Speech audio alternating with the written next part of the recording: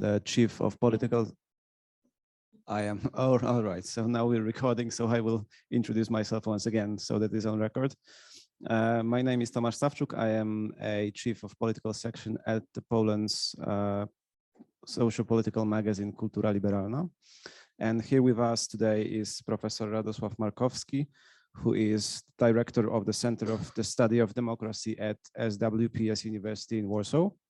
I would like to welcome Professor warmly. And the topic of today's discussion is 1989 and what followed next. So the idea for this discussion is that we will take 1989 as a starting point and talk about Poland's democratic transition since 1989 and then about Poland's illiberal turn in 2015. Professor Markowski is a comparative political scientist, so we will use this as an opportunity to compare the political history of Poland and Hungary to give us more regional context for this discussion.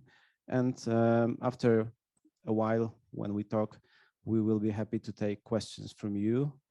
So we hope that this will happen. Prepare some questions, please. All right, so let's start with 1989. This is the year, for those of you who may not know this, 1989, yes, that's right. This is a year, for those of you who may not know it, of first semi-free elections in Poland and the year of the beginning of the transition of Poland to democracy. We commonly understand this year as the beginning of the Third Republic of Poland, and this is also the start of economic transformation from planned economy to capitalism. So we say that this is when the Third Republic begins and communist authoritarianism falls. But my first question would be maybe a little more personal. What is the meaning of 1989 for you personally, looking from today's perspective? Thank you for the invitation. I'm privileged to be here. Now, if I go into personal feelings, that would be a long, long story. And I don't think I'm very typical for what people have experienced then. So if you allow, I'll go back to that. Please keep me pressure on me. But first of all, I have no clue how much do you know about history of Poland, but whenever you want to explain a particular event or phenomenon that is located in 1989, obviously in social sciences, we typically ask the question either about causal mechanism, which is what is the triggering thing that contributed to this phenomenon, or more ambitiously, we can ask about the so-called causal depth. We look deep into the history of a given country and we are trying to find those factors which is the kind of fertile soil for certain events.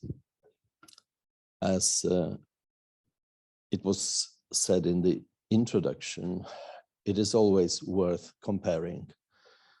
Comparison with other Central and Eastern European countries and with Hungary in particular.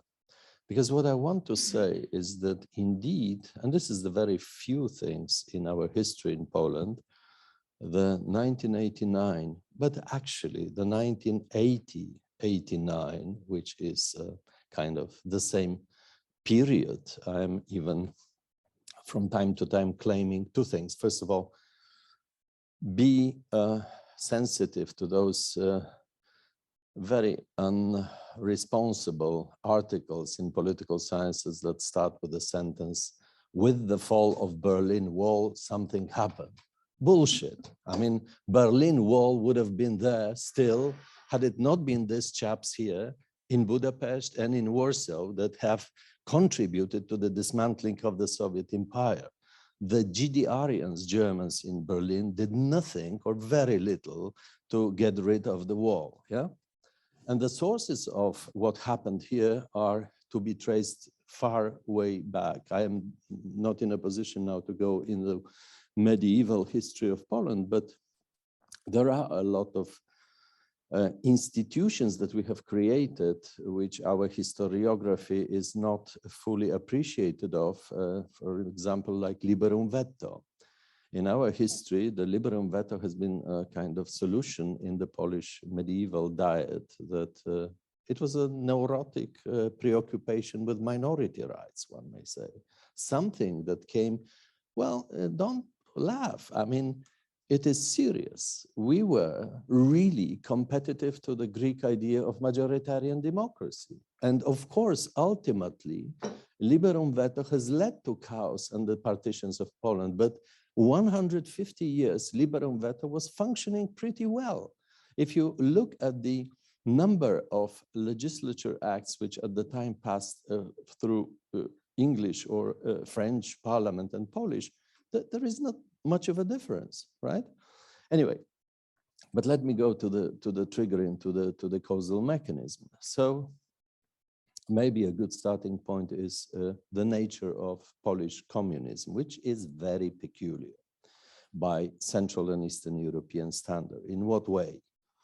I think there are 3 or 4 things that have to be mentioned. First of all, you might not know, but this is a country which in the period 45-89 was the only country in Central and Eastern Europe with a very structural difference, namely 85% of the land was in the private hands. It was not collectivized. They tried in the 50s, but it failed completely.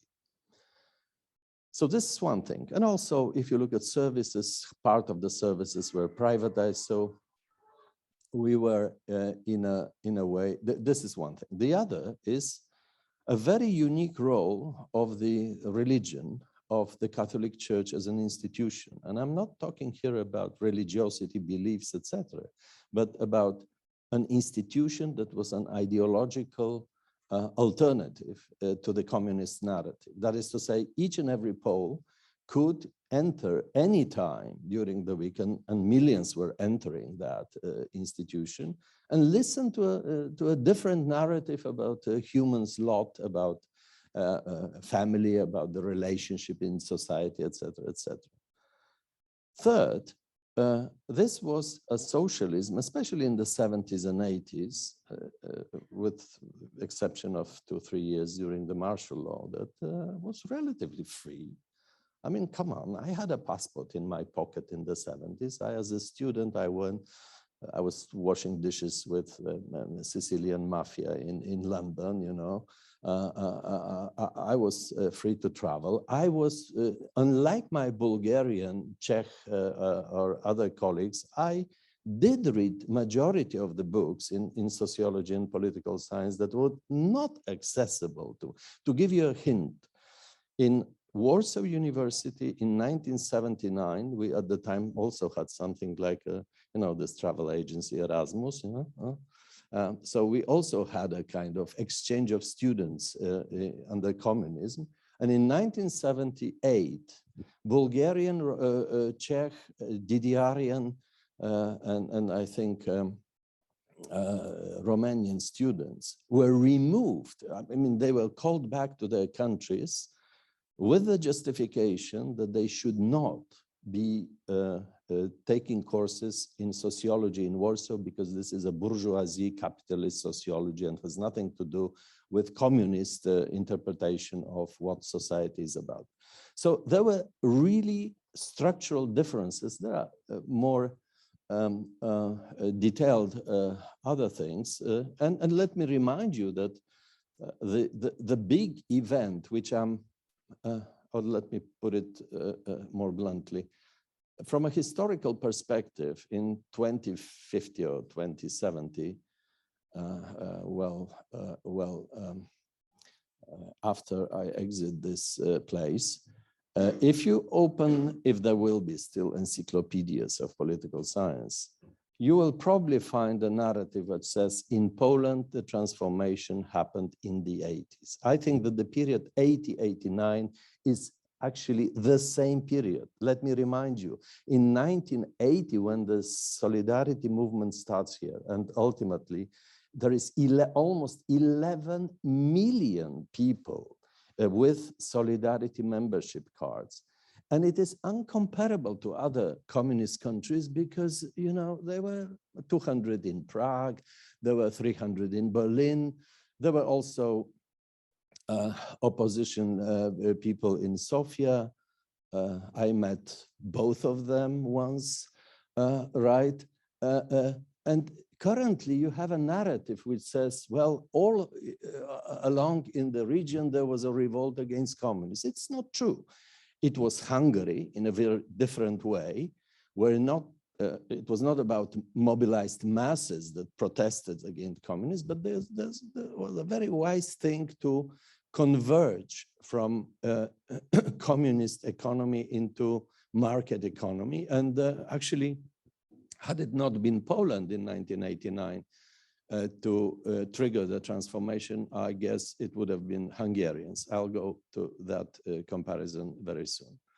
So those main actors which were fighting each other in 1980, on the one hand, Solidarity and Lech Wałęsa, and on the other hand, Jaruzelski and his junta. These are the same actors in 1988-89 when the transition starts, with a short intermezzo of a few years with imprisoned people, etc., etc. But before 1980, Poland is also, the peculiarity of Poland is that we had all along revolts against communists. It was in the 40s, well, frankly speaking, until 45, there was a civil war here in this country. Then there is 56. In Poznan, there is 68, which is more intellectuals and students of this country revolt against censorship.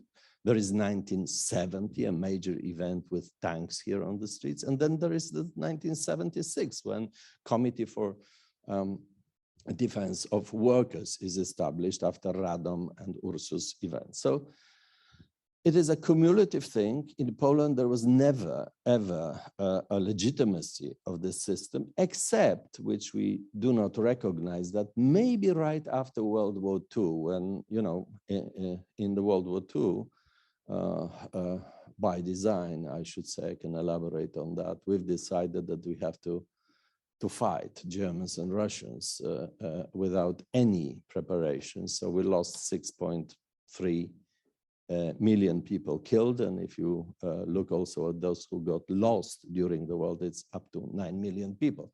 This war was not about Poland, but we decided to be the main actors in this war, which is a tragic thing.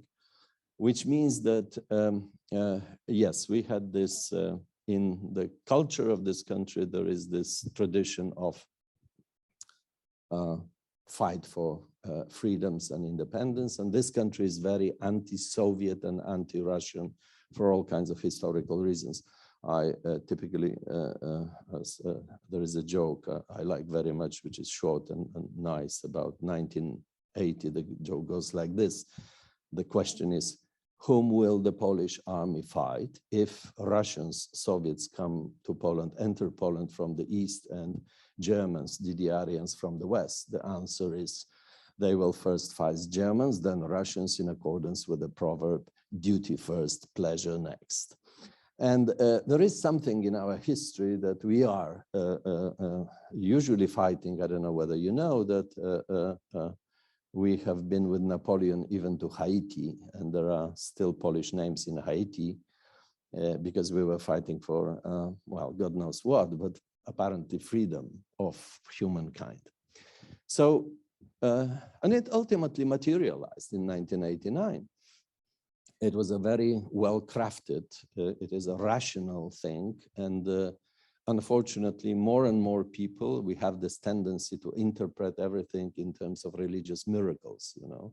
Even the very rational things like the Battle of Warsaw in 1920, which was a fantastic, rational, prepared Polish intelligence and the Polish army, and the events of 1989 and Solidarity movement itself. This is a well-crafted, rational think and behavior, but sometimes we tend to interpret it as a you know, a Virgin Mary intervention in our faith, which she might, yes, she might help if somebody believes it, right? But I don't think it is the major reason for that.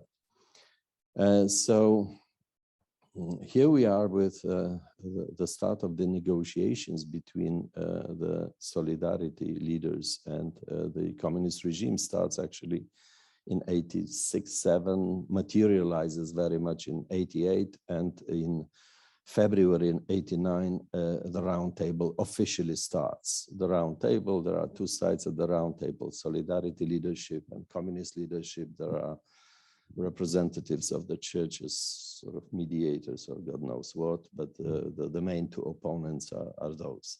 And it starts, actually, let me remind you, it was not about democracy and market. At the beginning, it starts with the idea of liberalization of the economy and democratization of the political system.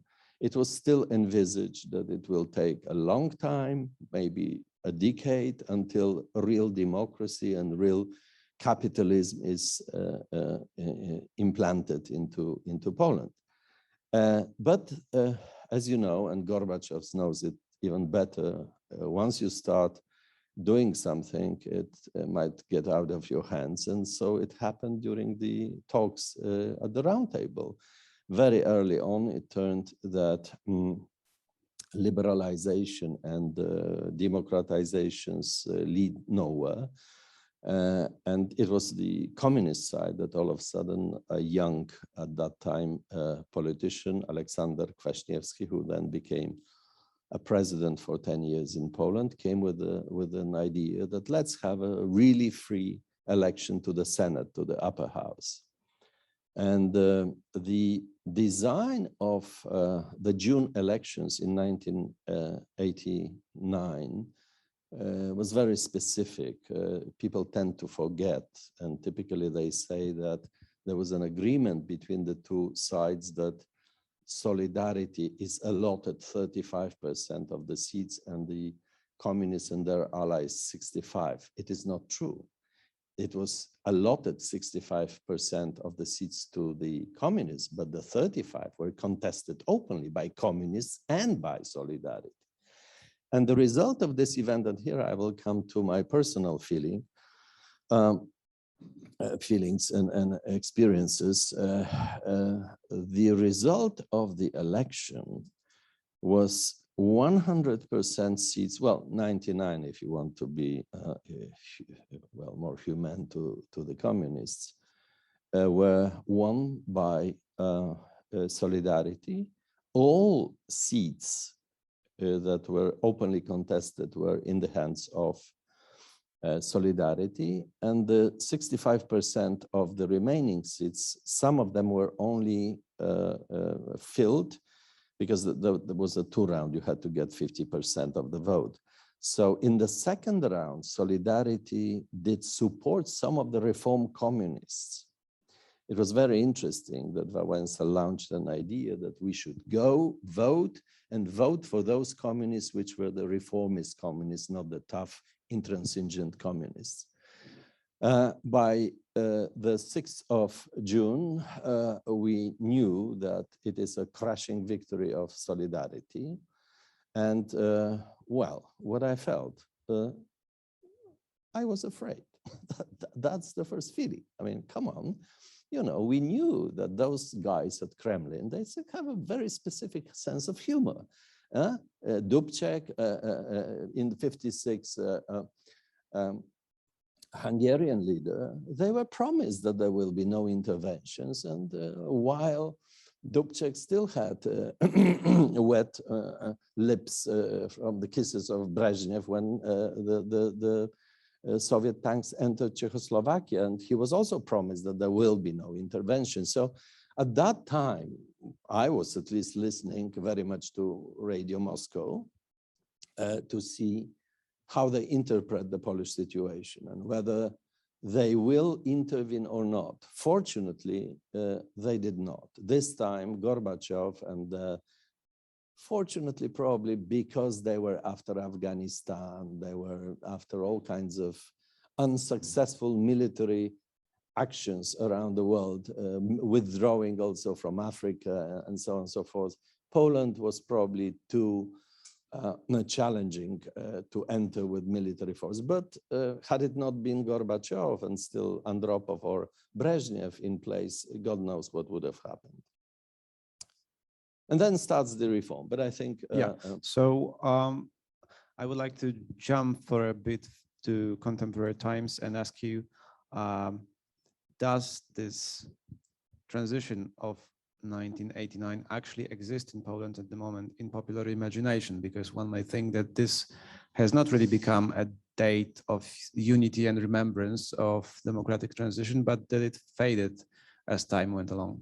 So what's your response to that? In both countries, in Hungary, as I've said, I probably have no time to go into details with Hungary, but Hungary was also very well prepared for the transition based on other criteria, namely that they were successfully implementing the market-driven, so to say, reform. It was not a real market, but there were mechanisms of market economy in Hungary. And also in 88, 89, they were having roundtable agreements among the opposition forces and ready to pluralize their political systems. But back to your question, in both countries, well, let me stick to Poland. There are 2-3 very important articles written by Kolomer, by others, from a rational choice perspective. These articles basically say, well, when you have a high level of uncertainty in society or in political system, there is a tendency to multiply veto institutions, veto powers. So Poland, during this summer of 1989 and later on, has this. Every political system, every country that moves away from authoritarianism and enters democracy has at least 3 fundamental choices to make. First, whether the country will be federal or unitary. There was no discussion here that we go for the unitary solution. What kind of electoral rules you want to apply, single-member districts or proportional, or presidential or parliamentary democracy. And this was decided pretty quickly. But then, because of the arrangement, because we were the first comers to transition, there was a social political pact with them that there will be a prolonged period of transition. There was not sharp date in which democracy happened, like later on in Bulgaria, Romania. There was a single day or single week, or Czechoslovakia, that communists were wiped away from their offices and new forces were established there. So Poland introduces a new constitution only in 1997, 8 years later. Meanwhile, there is a kind of temporary constitution, and this is why in Poland and in Hungary, Constitutional Tribunal gains a very important role, because it has to interpret the complicated communist and non-communist law, etc., etc. But my point here, and this is to the theory of transitions, thresholds that point to the cutting line between the old and the new, it seems, are important. We were void of that. We had to make it step by step. And by that, the kind of culture of negotiability, temporarity comes into play, which ultimately is not very good for responsible democratic governance. Because, you know, if you can question, and this is what happens today in Poland, if you can question the rules of the game, that has nothing to do with democracy. There's a fantastic, I love it most, democracy by definition of democracy by Adam Przeworski. He's American of Polish origin. He says very shortly, democracy is an institutionalized uncertainty, meaning that there are stable rules of the game and unstable outcomes. If it is the other way around, there are stable outcomes and fluctuating rules of the game, you are certainly in Kazakhstan or Kyrgyzstan, yeah? Not democracy, with all due respect to the cuisine of those two. So that was one thing. it is generally along this what has been coined in Latin America with Spanish notions of ruptura pactada. Whether you go for rupture and something like revolutionary bloody thing, or you pact.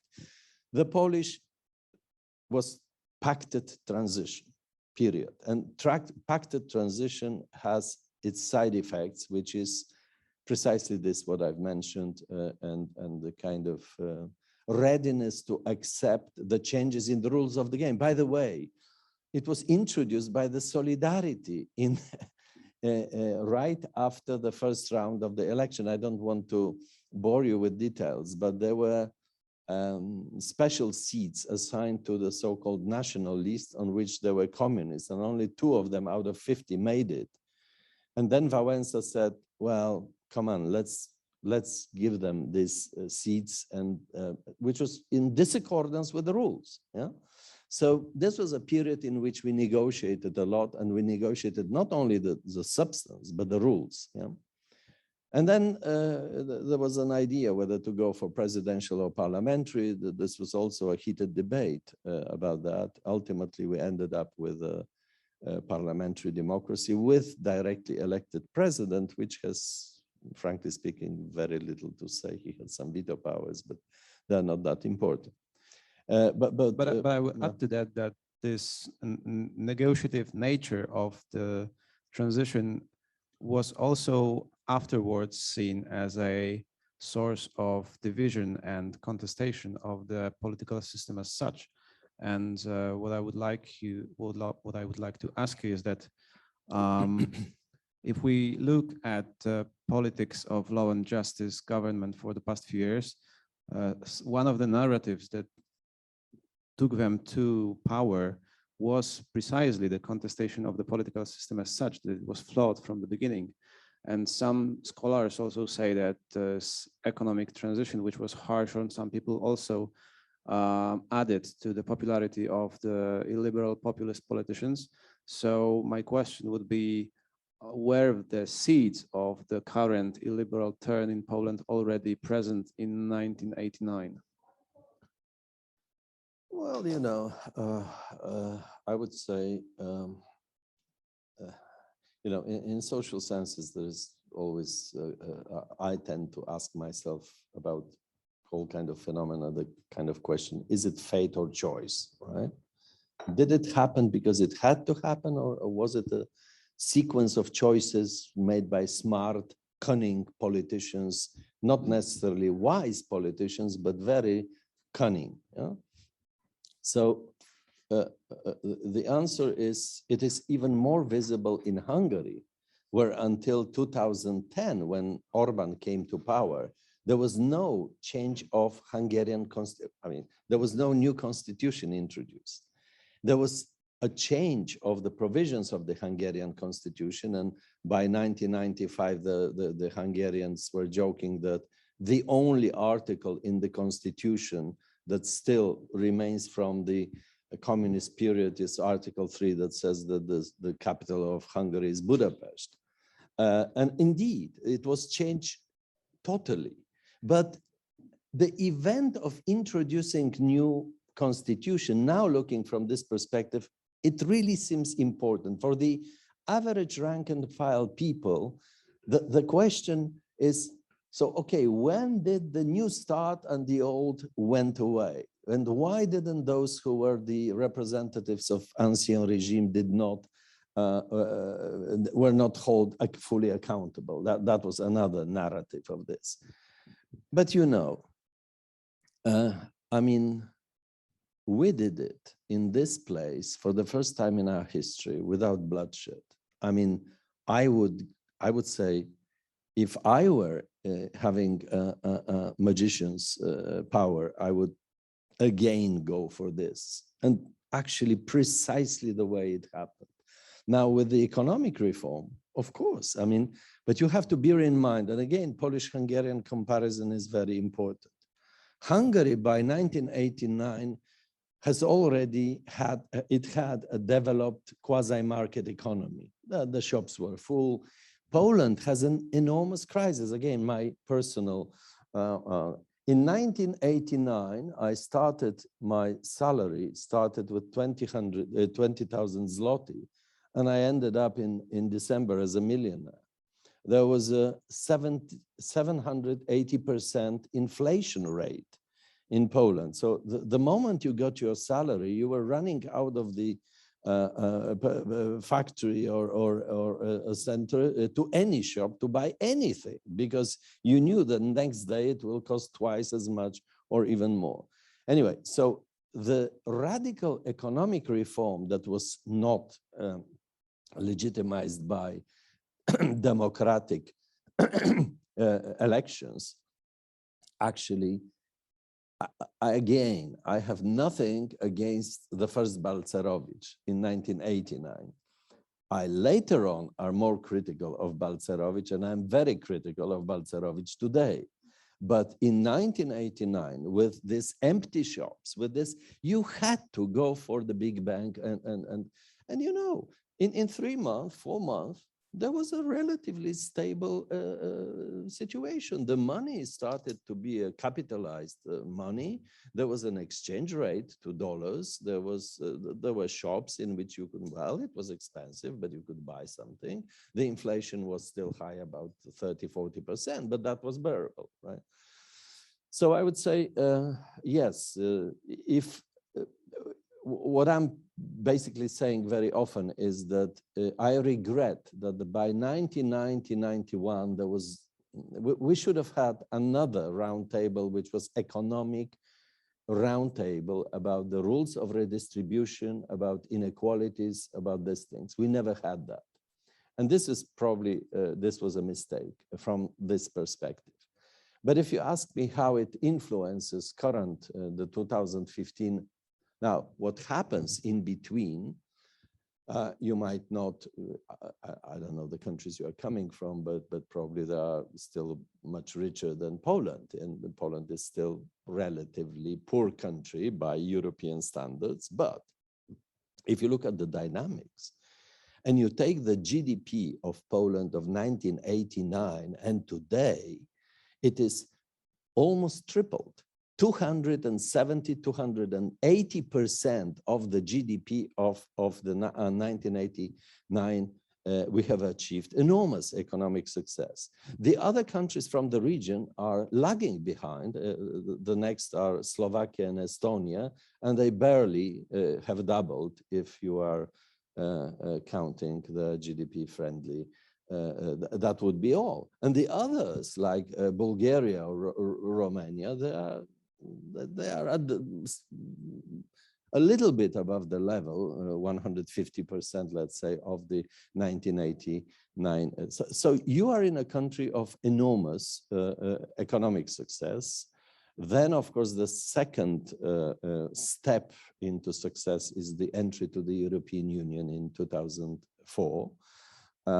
We had a referendum on that, a very peculiar one, in which, I mean, it was in all countries aspiring to European Union that the no vote and the non-vote was in majority. But the rules of the game were such that plurality, which was not a majority in Poland, just like in Hungary, Romania, and elsewhere, voted in for Polish membership in the European Union, and then already the funds were flooding into Poland, especially to the regions that were backwarded.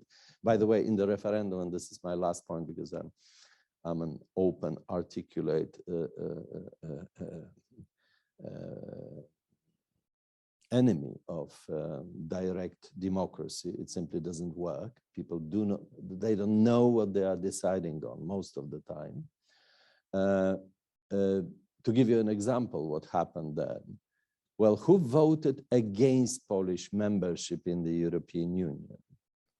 Small localities, villages, peasants and farmers, and territorially the eastern part of Poland.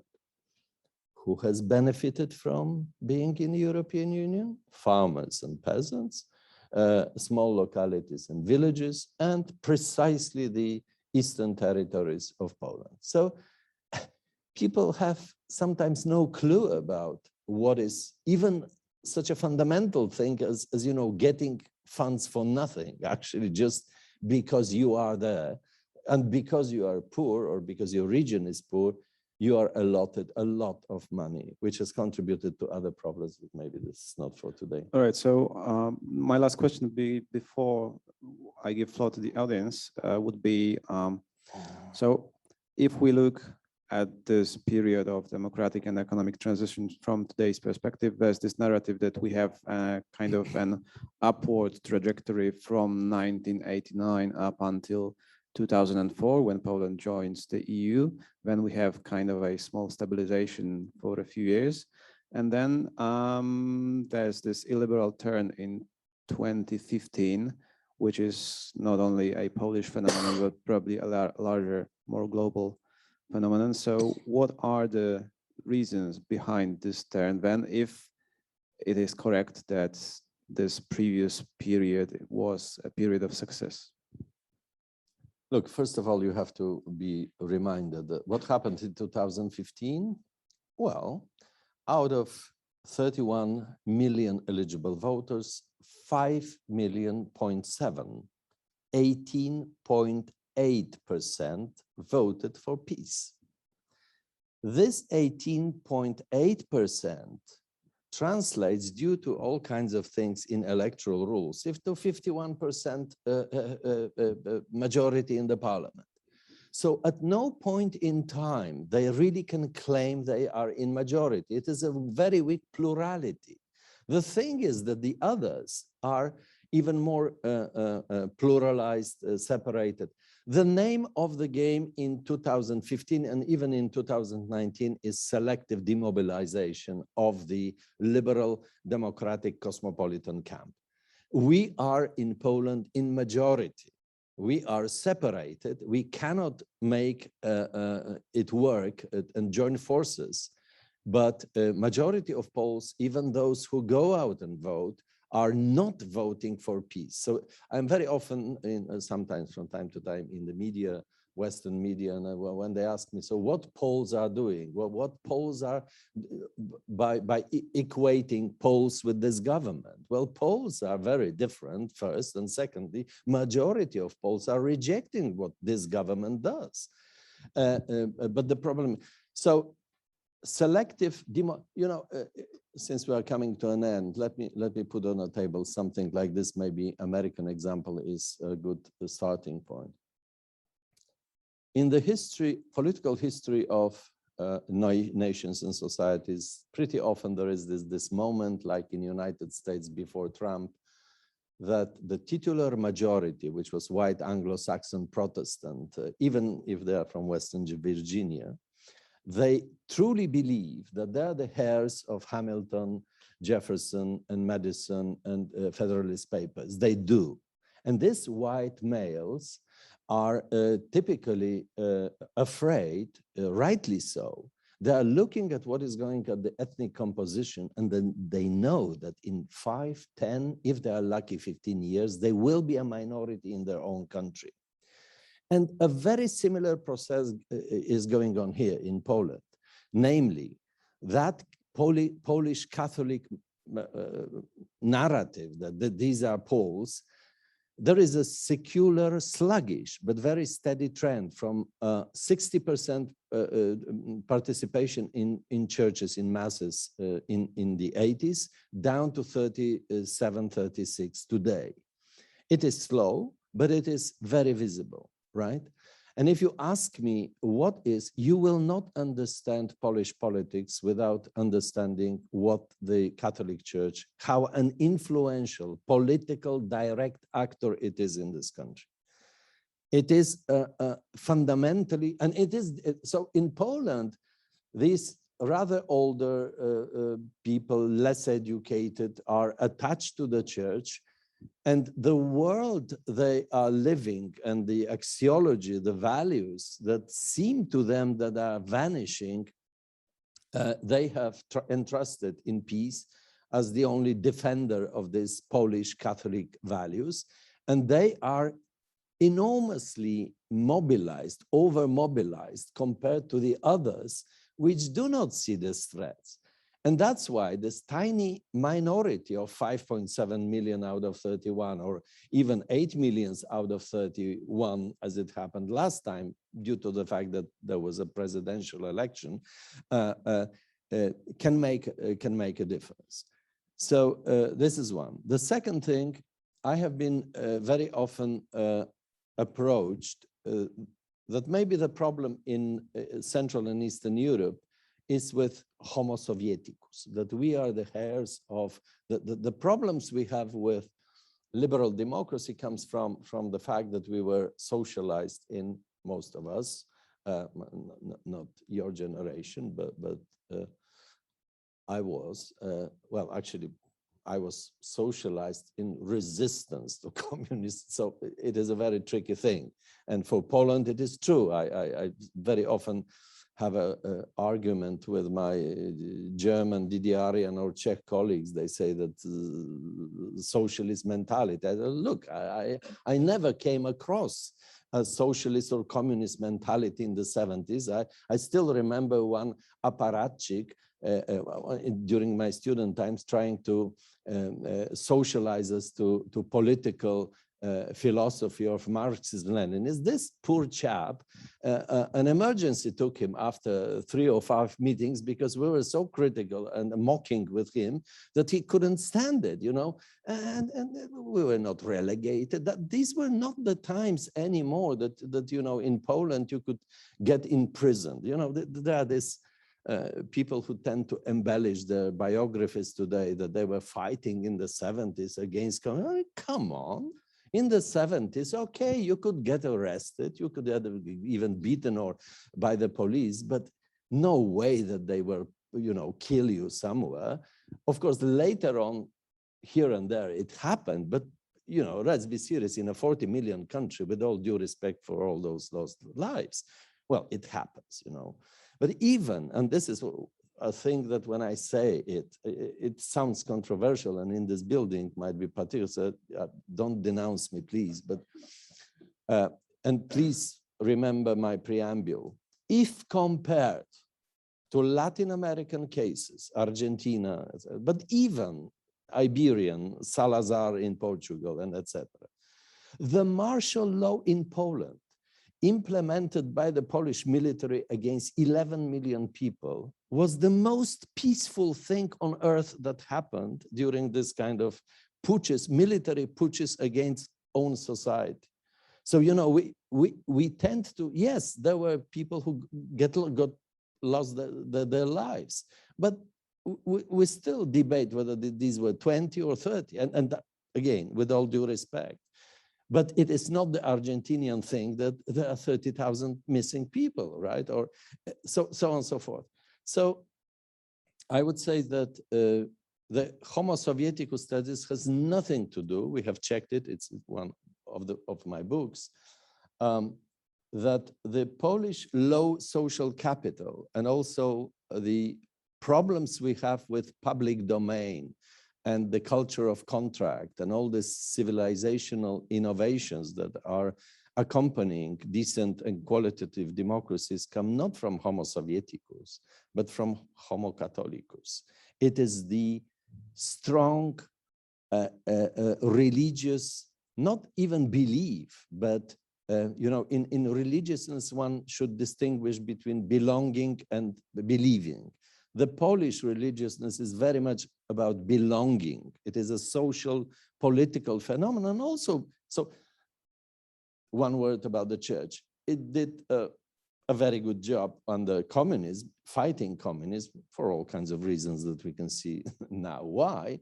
But at the same time, they are completely unprepared to tackle and to behave in a liberal environment, liberal democratic environment, and that's the main problem. So to put it again, I think the big question is why in 2015 these people decided to go for a very risky thing of dismantling constitutional order in this country. Why not? You know, democracy is very friendly system for politicians. You can you know, you lose power, but you don't lose life. You are not imprisoned in democracies. And nevertheless, they did it. And there are two probably explanations. One is, once they looked at the real result of 2015, namely that 18.8% gave them the majority, they knew that they will never, ever have a chance again to repeat it.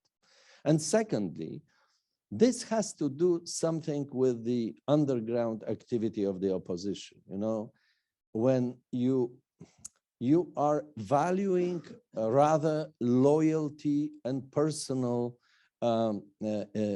circles around you more than meritocratic principles in selecting people to public offices and the kind of public culture with contracts, etc., etc. And so probably the big idea is to create, just like under socialism, a new man with new values, new middle classes that would, and of course I call it, there is an article of mine in Hague Journal of the Rule of Law, where I'm not using the term populism for them, but rather authoritarian clientelism. And the clientelism is very important thing. So there is a potent bribery, nepotism going on here with public money going into the constituencies that support them. It is visible all over the place. I think I should stop here. All right. So we have 10 minutes left. So I have questions or voices from the audience. Maybe Jacek Kołtan would like to defend this place. All right. So do we have a microphone? I have.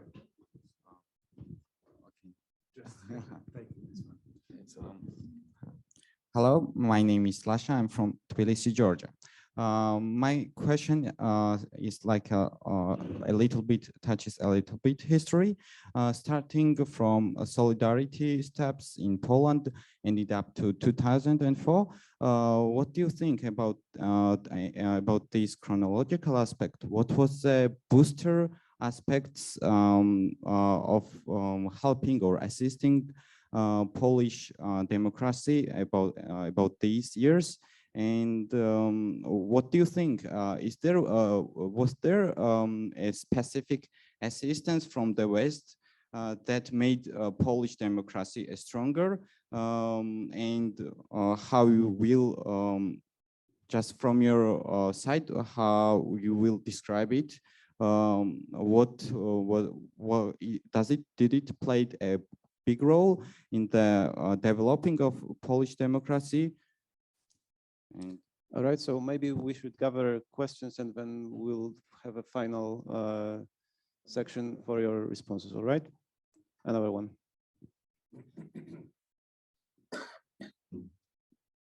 Thank you. Amana from Russia, studying at the Jagiellonian University. So my question is about economy. So if we presume that the ultimate goal is having liberal democracy, and it also goes with the liberal market economy, would you say it is the ultimate goal for Poland? It is the most suitable form for Poland? Because if we look at some of the Western countries, South Europe, we can see issues like a high level of unemployment, and also maybe with the example of Spain, where socialist ideas are getting really popular. So why is it so? And can it also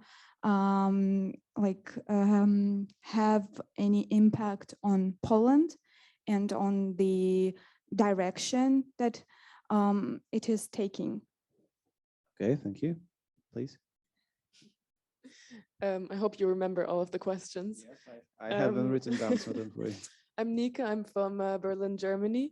And my question is regarding the next elections, also because yesterday we had a panel debate and it was mentioned in simplified words, the way the Polish government now controls the media, that many people maybe are uninformed or unaware of, let's say, how drastic some of these decisions now are that the Polish government made and what it means for the EU. And So yes, what are your expectations for the next elections, your hopes, and how much role does the media play in that? All right, I think one last question and we'll give Radosław Markowski a chance to respond. Okay. Thank you very much for this, terrific presentation. Very, very clear and very strong. But my question is about the future of democracy, of liberal democracy. Is it, what we experience today in the last couple of years, it's not only the case of Poland and Hungary, we are rather trendsetters of some deep changes in the political culture we can observe in the entire Europe, actually. Is it the end of liberal project in your opinion? What we could expect from the future of the political culture in Europe? Well, my capability of predicting. So just for the record, Yeah. you have 5 minutes. Yeah, So okay. this is. I'll try. So I'll this try. is still well, more. you know, at my age, I may forgot questions. So anyway, so Excuse me. okay. So I rely on the organizers. Okay, and All right. you can try to stop me. I have I'm been unstoppable sometimes, outvoted. you know. All right. Okay, so let me start with the last one. Liberal democracies around the world. A lot of my colleagues in Western Europe and America are doing a fantastic job in researching the thing. And basically, I share the view of, and I have actually, we are planning to write something together with Christian Welzel. He's the person responsible for the World Value Survey. His main notion, there is a very interesting debate in the Journal of Democracy 2017-18 when they reject the ideas that there are two young chaps, Monk and Faux, who were writing incredibly irrelevant things about the challenges to this. So if you look at Europe and even the recent municipal elections in Italy, come on, nowhere in Europe there is a threat to liberal democracy. I mean, here and there, I know AfD, but look, if we take Germany, for instance, there has always been neo-Nazi or all kind of radical movements, not to mention that in the 70s and 80s, you had Red Brigades. You had a terrorism in Europe. Aldo Moro was killed. There was a 30% support for a Communist Party of Italy financed directly from Moscow, right? There was André Marché in France. There were powerful communist countries that were much, and there was right-wing forces. So the threat to liberal democracy was much, higher in the 70s and 80s than today. What is really a little bit challenging is that we had this enormous peak of liberal fascination and liberal democracies in the year 2000, yeah?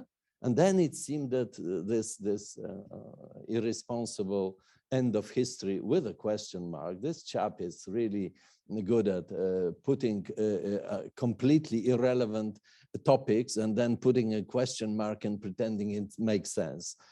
No, of course, there is no end of history. And currently we have a wave of, even in Sweden, even in true Finns in Finland. Yes, these are new phenomena and also linked to the challenges of these waves of migrants, etc., etc. So in Europe, apart from Hungary, which is a classical example, Hungary is not a democracy today. For Poland, you cannot yet say that. You can say that this is not a rule of law country. But yeah, the Senate is in the hands of opposition. Most mayors of the 100 biggest cities are in the hands of opposition, right? And of course, it's a game. They are losing with the government, but that's it, yeah. So this is the first thing. So I'm very... And then there is this research done here and there. We are doing also in European Social Survey. So the big message is we have problems, but in majority, there were two questions: whether authoritarian attitudes are growing, and secondly, whether the millennials are more authoritarian than previous generations.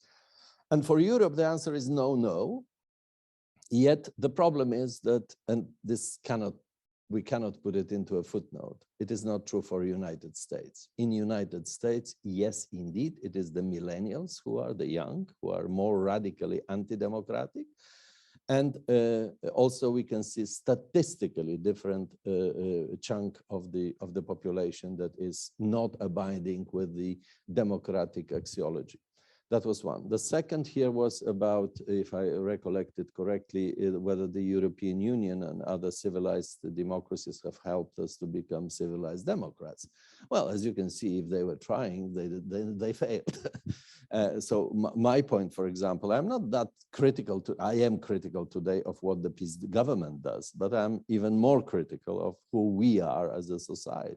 Apparently, this enormous success, economic success, and this nouveau riche who are thinking about their new cars, new homes, etc., are not ready to fight. I mean, you know, democratic institutions cannot defend themselves. Yeah? There has to be a human being that is in a position to defend these democratic institutions. And we are incapable to do that. Well, maybe it will change. Then there was a question about the prospects of the next election. And the frame was what I hope for and what I expect. Well, these are two things. What I hope for is one thing, and what I expect is another. So to put it again in a Polish-Hungarian context, if the Polish opposition parties do not learn from what currently Hungarians are doing, namely, 2 months ago, they have agreed, all opposition forces, they had a roundtable, they decided how they nominate candidates from the opposition, starting with the prime minister and also the MPs in particular communities. On the backyard, there is an expert scientific community assisting them in making these decisions, how to win an election. And they will probably and very likely do that. Now, in Poland, we are still awaiting for a very moderate kind of agreement between opposition parties to do something jointly. And if they do that, of course, they have to win, because these are the numbers that I see in public opinion polls. Now, of course, in both instances, Orban and this government, prior to the election, they will pour billions of zlotys into the places that their supporters are, trying to bribe even more. But that's something that the opposition parties should seriously take into account. And what was the question? The last question. The question was whether liberal democracy is the most suitable. Whether liberal democracy is the most suitable regime for Poland. Whether what? Whether liberal democracy is the most suitable political regime for Poland. No. No. Oh, it was about economy, I think also. Okay, can I you understood that this was also a political question. Okay, so this is about. Can you briefly?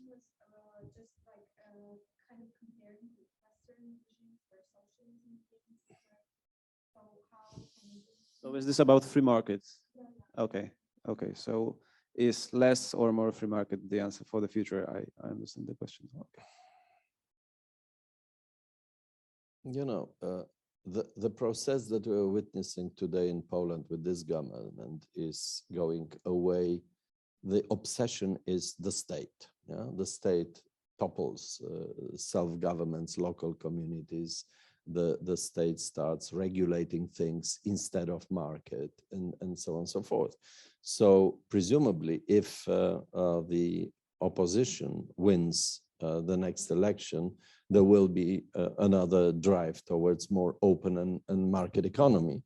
But again, the problem in Polish is not so much about the macroeconomic features of the economy as about the redistribution. Right? So, for instance, this government is claiming that they are building something similar to Scandinavian welfare state. They are distributing cookies to the population. Well, that's completely wrong. You know, when Scandinavian welfare states were built, this was not about taking economic money, making it political and distributing individually to the pockets of the people. This was building an infrastructure. That's why the Scandinavian welfare state is called the universal welfare state. This was predominantly oriented at women, at creating jobs in the public domain that women would occupy, infrastructure in terms of kindergarten, schools, senior centers, etc., etc. So this was a big investment into the public domain, and not so much the thing that PiS does in Poland, that was a very good definition, because one of the things I didn't say, you are in a very individualized society. Yeah? We have enormous problems in collective action, which again in this building sounds strange, of course, because it happened that once upon a time we did collectively do wise things, but not anymore.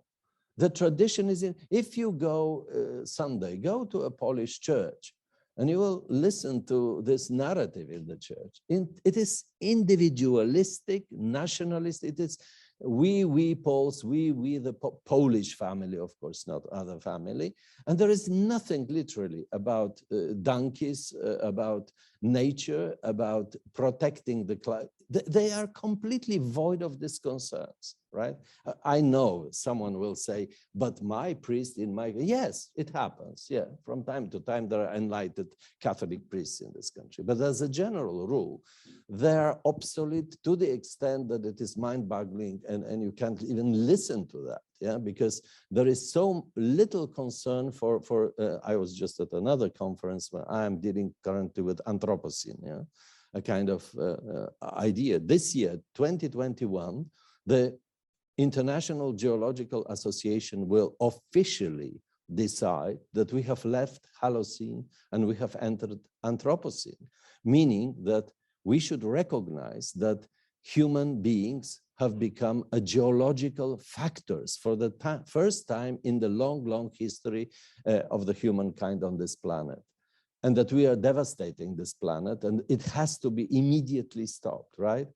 And this is something that even in a very primitive way does not ring a bell in their heads, both in the church and in this government. So also you or somebody else was making this, what Poles, what again, let me emphasize it again. Poles are differentiated, different Poles think differently about market economy in particular. And this government certainly is not representative for all Poles, yeah? Although it has the legitimacy to govern. All right. Thank you very much. Thank you to Professor Radosław Markowski. Thank you for all the questions. Thank you for the questions. And I guess we now take a break, and you will meet on another session after the break. Thank you so much.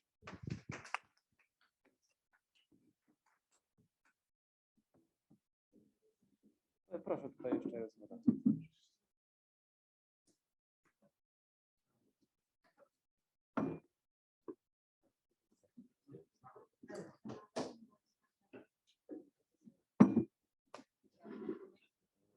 Czy będzie pan teraz jechał z powrotem?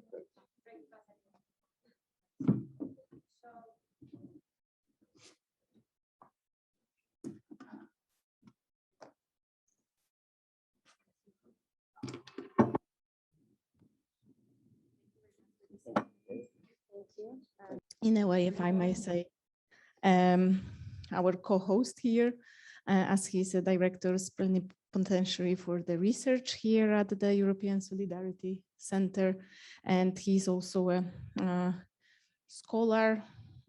He has a PhD in political theory from Freie Universität in Berlin, and I'm very happy that we can discuss this current Polish situation with him here today.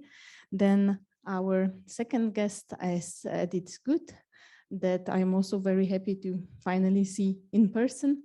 Edith is specializing in illiberal democracies and all the illiberal populist politics in the region of Central Europe, with, I think, main focus on Hungary and Poland. And she's also a doctoral researcher at the Institute of Philosophy and Sociology of the Polish Academy of Sciences. But together with her research, I think she's also sharing her findings as a lecturer in Center of Europe, University of Warsaw.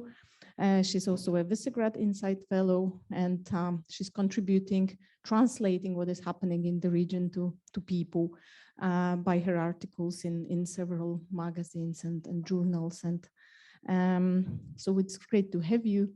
And then I will jump to the screen. I see Anya Skrzypek is with us. Can you see me, hear me? Can you see us? Yeah, absolutely. Good morning. I'm very glad to be here. Thank you for joining us, even if only online. It's great to have you.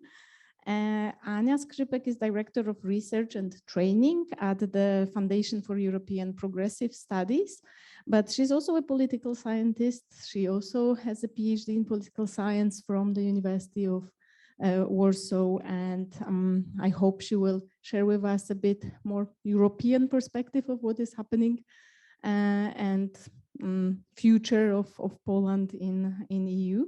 And last but not least, on my right, Maciej Piotr Kaczyński, who is also a political scientist, an expert in European issues, analyst and contributor to several web pages, magazines, but also scholarly literature, so Balkan Insight, Euroactive, ONET. But he's also, and I find it very important here, a member of Team Europe. So he's translating what European Union is to school kids and also students around Poland, which I find like very difficult but responsible task. So thank you for coming, and I'm happy we can start our panel if everything works well. Yeah, I think it is. So let me just start with a very short introduction, because I find it interesting that Poland was always considered to be this forerunner of transformation, as a kind of exemplary transformation, both economically, but also when it comes to the system change. And this transition was always perceived to be running smoothly. And most importantly, a lot of scholars back then in 1990s and 2000s, they claimed there is no way back. So, you know, this Europeanization and democratization went so well that it will just stay like that forever. And now we are where we are. And you see that it's actually not exactly the case. So we have this so-called illiberal turn. We have, we experience a lot of counter narratives. And I would like to ask our speakers for the first short interventions and your views on how we actually arrived where we are now. Thank you. I would like to start from Jacek, if possible.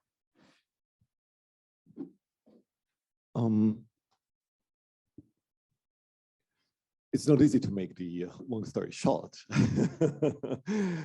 but I need to start with, disagreement concerning the topic of our meeting, because the topic is from friends to foes, ? The conservative renunciation of European values in Poland. I'm afraid it's not about conservatism that is back. And that's perhaps the most significant and most dramatic moment in the entire story when we try to reconstruct the political situation we have to face today. And when I think about the 2015, 2016 political changes in Poland, after 30 years of building democratic institutions, many of Poles were actually proud we created democratic structures in Poland. And what we were missing was actually a civic society. And that was a very weak point in the Polish history after the fall of communism, 1989. But we created, for the 90s, we created democratic institutions.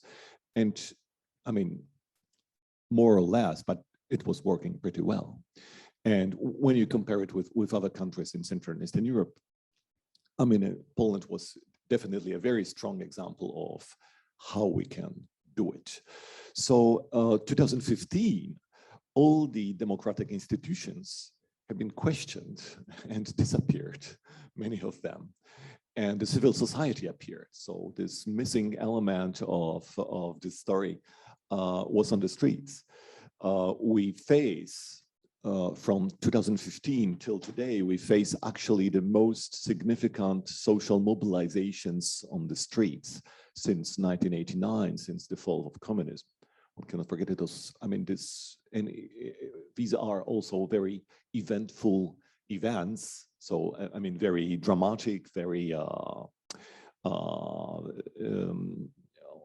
very, you know, it's always, I mean, they are very attractive. 2012, we had huge mobilizations, over 80,000 young people on the streets because of so-called ACTA, international agreement between the, let's say, multimedia corporations and the governments in the world, dealing with the question of whether the internet should be just completely free, or we should actually make a control of what is happening, especially in case of breaking the copyrights or questioning the copyrights of many products, especially multimedia products. So, I mean, within a couple of days, we had over 80,000 young people on the streets, having the feeling we do not belong to this, you know, political discourse in the country, but what we had was our autonomy in internet, and it's in danger right now. So it was 2012, a big surprise. Many of them were very much right-wing oriented people, a young generation, very interesting wave of let's say, right-wing mobilization we could observe 2012. Then 2015, surprise, surprise for many, we have this great political change. And then a lot of huge mobilization, especially women mobilization, 2016 and 2020. 2016, over 100,000 young and older women on the streets because of the law changes concerning the abortion law, right? And 2020, we had over 200,000 people on the streets fighting once again against this kind of a ban that had been introduced. So we have also a lot of mobilizations through the 16, 17, and 18 of the, let's say, a little bit older middle class, 50, 60 plus, fighting against the introduction of illiberal democracy in Poland. So it's a lot. For the very first time since 1989, we observe a massive mobilization wave on the streets, which is a serious thing.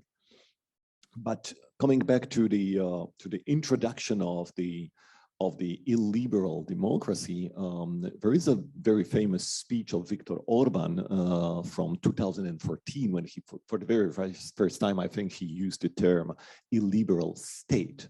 And I do love to analyze the text, I mean, full of banalities and so on, but there are certain moments which are pretty important from the political point of view, especially when we consider the, let's say, democratic culture, how we deal with democracy and with people's freedom.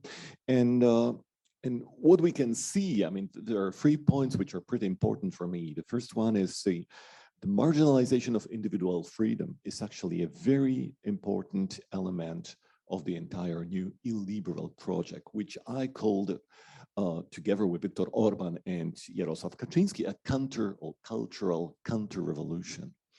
It's the, in my opinion, right-wing populism and not a conservatism that we have to face today. Even if you will find also, I mean, many conservative elements on the agenda. But I mean, the marginalization of individual freedom plays an extremely important role. Viktor Orban talked 2014, we have to abandon liberal methods and principles of organizing a society, as well as the liberal way to look at the world. And he mentioned individual freedom is very important for him, but you know, when you take a look at the entire speech, that's the only sentence when he positively mentioned the individual freedom in liberal democracy. The second element is the subordination of state institutions to the so-called national interest. Nobody knows what it is, but with a little help of the ruling party, we will get what they mean by that. And Viktor Orban, once again, 2014, he said, Hungarian nation is not a simple sum of individuals, but a community that needs to be organized, strengthened, and developed. And in this sense, the new state that we are building is an illiberal state, a non-liberal state. It does not deny foundational values of liberalism as freedom, etc., but it does not make the ideology of a central element of state organization, but applies a specific national particular approach instead. And the third element is just the winning political party becomes the only political actor that can articulate this so-called national interest. So the lack of individual freedom, then this subordination of the state institution to the so-called national interest, and then the only representation of the national interest is the ruling party. And I have also the fragment of the speech of Jarosław Kaczyński, 2020, our Polish Taliban, actually, in October 2020, after introduction of the abortion ban in Poland and a massive women mobilization on the streets. He had a famous speech in the evening, just watching what is going on. The situation is actually out of control. And he said, and it's also a very significant speech, the church can be judged in different ways. One can be a believer or a non-believer. Poland provides full religious tolerance, which makes me very happy, of course. But for sure, this moral deposit, which is held by the church, the Polish Catholic Church, is the only moral system which is commonly known in Poland. Its rejection is a nihilism. I mean, come on, where are we now? 2021. A fragmented societies with this kind of, so differentiated ways of life, different values. And we have a man, 72, who says, rejection of the Catholic values, it's actually means a nihilism for the entire population of 37 million people living in the country. And then he said, because it's not only that, he said, this attack is an attack which is to destroy Poland. It is to lead to the triumph of forces whose power will essentially end the history of Polish nation as we have seen it so far. And I do like this second part of this verse. This nation, which is our nation, which we have in our minds and in our hearts, which is the object of Polish patriotism. Let us defend Poland, let us defend patriotism, and let us show determination and courage here. Only then can this war directly declared by our opponents be won. Come on, what is it? I mean, it's a simple, is it a conservatism? Does a conservative like, questioning the political institution and transforming almost everything, bottom up? No. I mean, it's a classical right-wing populism way we have to face today, and it's in a way counter-revolution, so a proposal to change almost everything, but especially to end this kind of liberal model of democracy we could observe in the last decades. Another topic is, of course, what to do with let's say, the liberal tradition, which is full of mistakes and full of weaknesses. But I do believe, as an introduction, just to observe what is going on in the last couple of years, it's perhaps a good starting point from my point of view. Okay, thank you very much. And I would now would like to ask Anya for her first comments and remarks. Absolutely. First of all, thank you so much for having me. And I apologize. And this is, my shortcoming of not being with you in the room, because also as a hybrid speaker, you can hardly appreciate well the temperature in the room. And I imagine that today is particularly tense, taking into account that, this has been a very difficult week for anybody who is Polish and who is involved in the Polish matters. I think, regardless of which political views you represent, this hasn't been a nice week where, despite many claims, anybody can take pride of what has been happening. I'm sitting now in a very non-clouded Brussels, which is an exception in itself, because it usually pours from October till April. And though the sky is clear, the way forward, having the summit very close from the building I'm sitting, is of course leaving us with a lot of blur questions. Now, Dr. Stoczyńska asked me to say just in a few words a couple of observations from the European Union perspective. I know that this will also be something that Maciej Kaczyński will probably comment on. We have a long-standing tradition of disagreeing on the panels with one another on a number of issues. So I'm looking forward. I see that he's waving at me. This will be a proof that, even on this discussion, there can be so many views and so many emotions. But I want to make essentially 3 short points because I've seen that there's also a lot of people in the room, and it would be nice to have it as a dialogue, not only as the statements coming from us.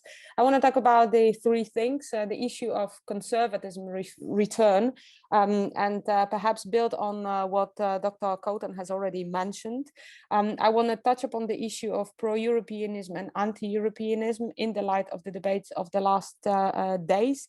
And I also want to come back to this notion of Poland as a front runner, because I think that this week, a lot of things happened to essentially put this motion into question.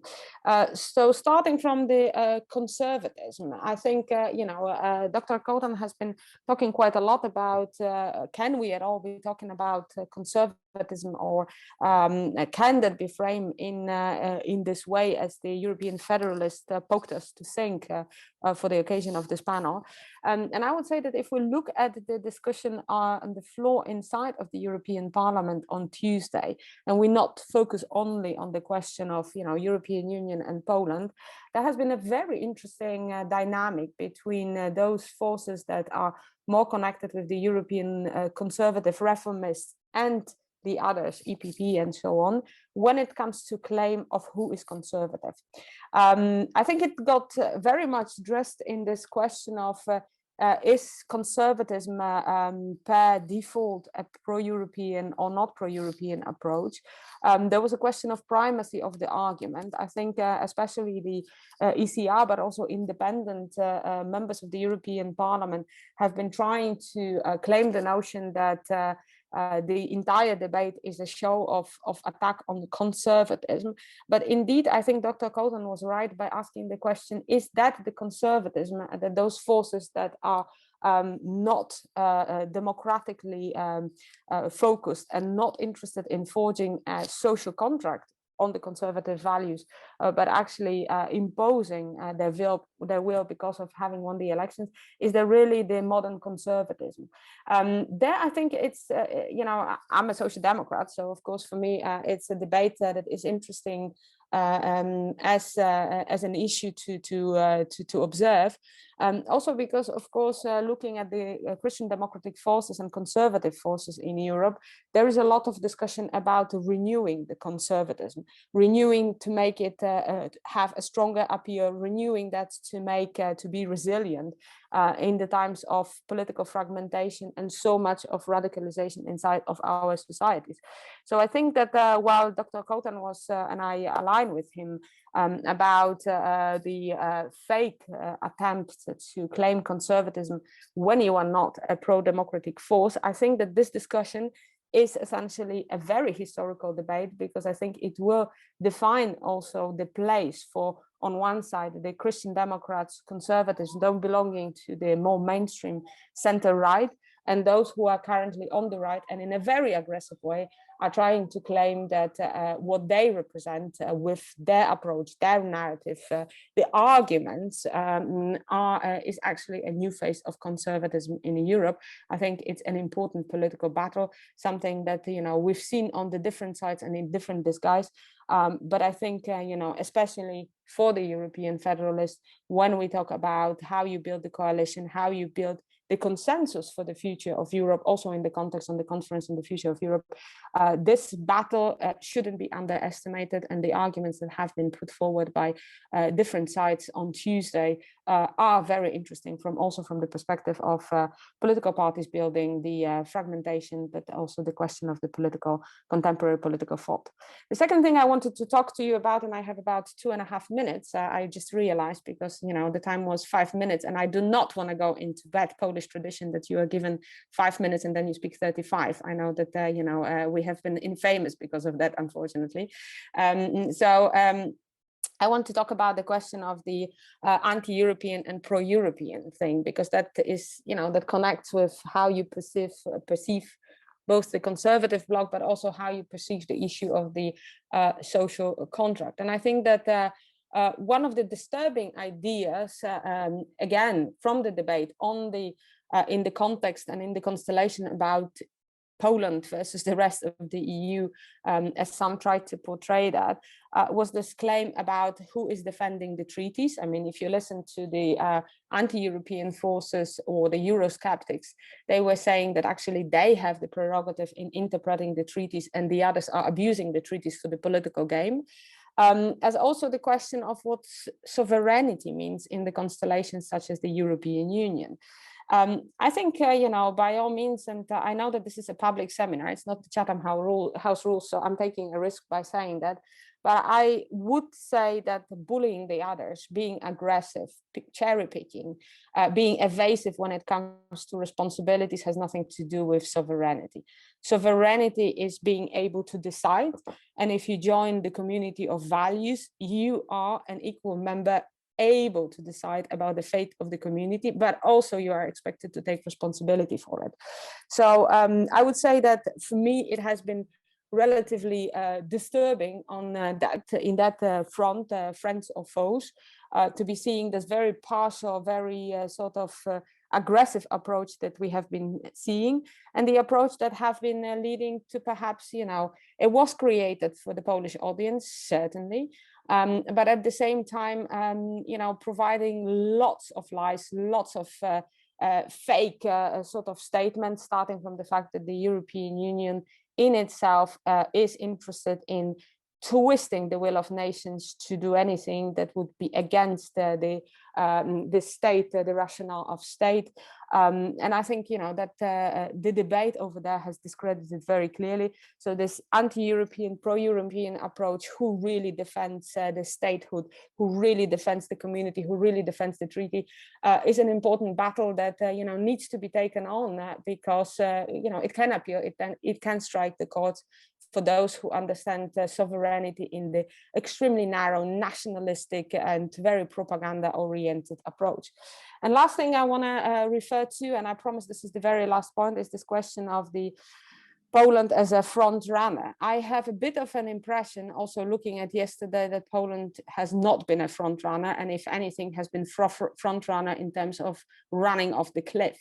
I think the situation we are now in is the situation where, everybody hopes that one side is going to blink first, But we are a bit too far in the conversation to expect that the conflicts will simply be swept under the carpet.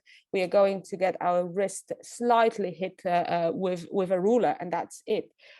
Because the lesson here is the lesson that, you know, European Union is getting serious because it has to about democracy. And, you know, I would not say that Poland will be made an example, but I would say that Poland is different than Hungary.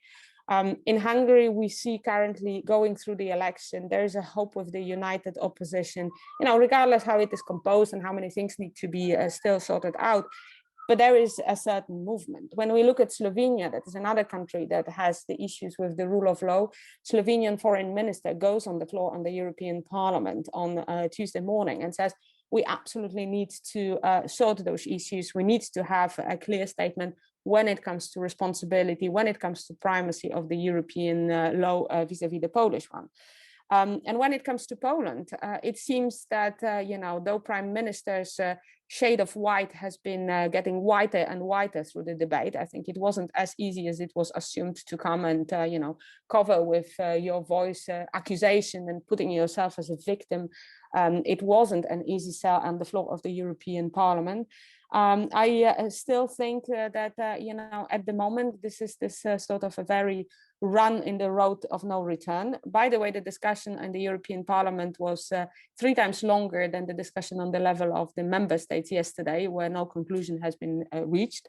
But I think the Parliament is not going to barge, also because they are currently in a historical process of calling upon the Commission to act, and going to the you know, Tribunal of Justice for them is not an easy, light decision to make.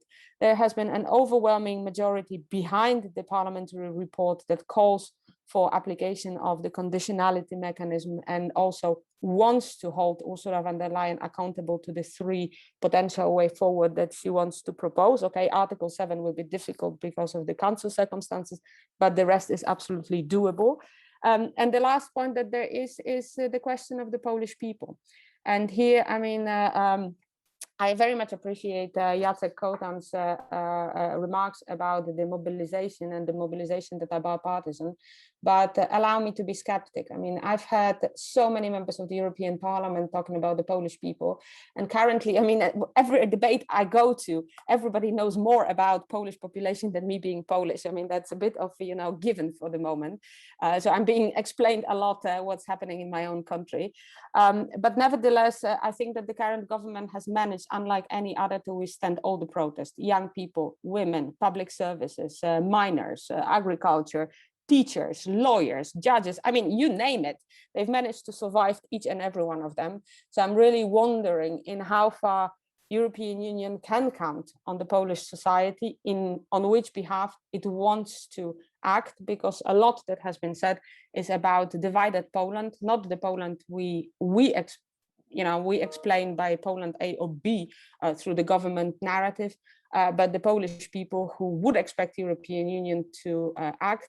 And, you know, if we want Poland to remain pro-European, then European Union really needs to do something to act on their behalf, because even, you know, the most fundamental pro-Europeans, and the statistics call us the most pro-European nation, they will eventually get disappointed if they see absolutely no reaction for the abuse of their freedoms, rights, and the reality, the idea that everybody has a right to a better future. Now, I have been far too long, but, you know, I'm typically Brussels person, so we say we are going to speak very short, and then we talk and talk and talk, but I hope we still have time for the discussion. It's lovely to be with you, even though, you know, the topic is really heartbreaking.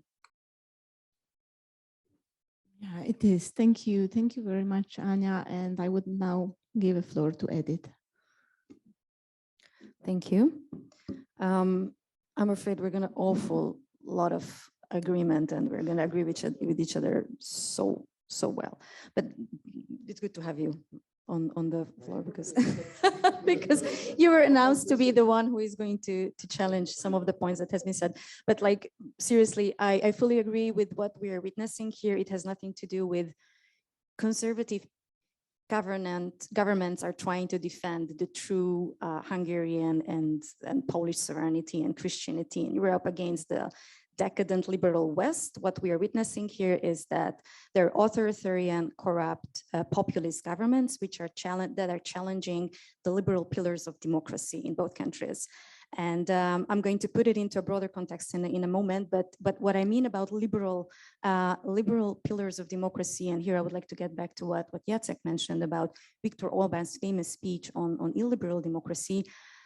I pretty much think that this is an oxymoron. I absolutely fully contest the very existence of this concept, because I think a democracy cannot be illiberal per se. A democracy, when it comes to illiberal, I meaning the protection of the minority rights, the protection and the preservation of the rule of law, and constraints on checks and balances. So this is how an established democracy should look like. So what Viktor Orban was trying to say, this concept coming from different other political scientists has been coming up with this in the 90s. It sounds good, but I think it's very much contestable, but because this is undermining the very concept of democracy per se. And this is exactly what happened, as Jacek said. He's been undermining checks and balances and democratic constraints on the executive and judiciary and so on and so forth. So let's call a spade.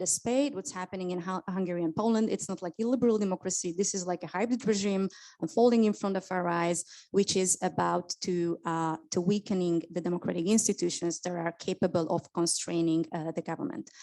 And I would like to step back a little bit and to put it, what the Polish government is doing into a little bit of broader context of populism, to explain and to connect the dots what it has to do with its approach towards the European Union. So what we have seen is that the Polish government has been drawing this very antagonistic line between the people and the corrupt elite.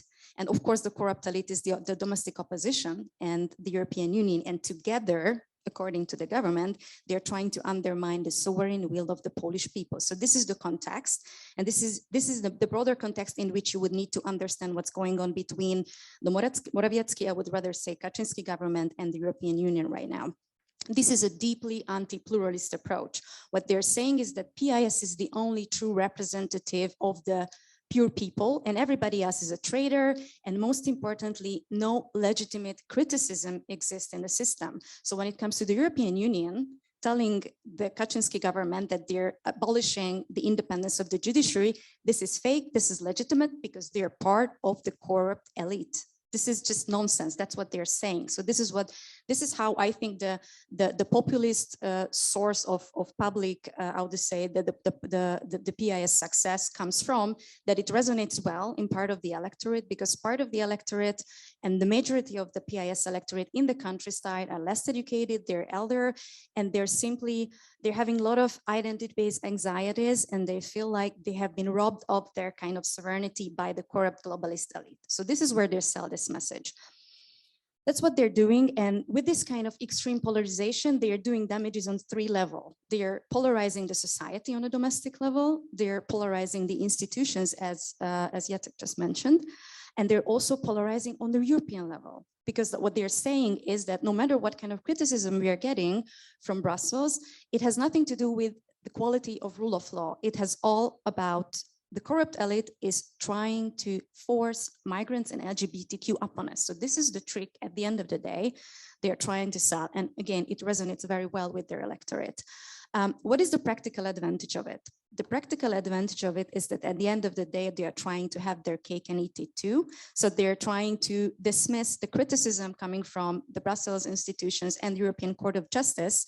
And right now, what they're trying to do on the technical ground is that they're trying to dismiss the decisions of the European Court of Justice. Why it's important?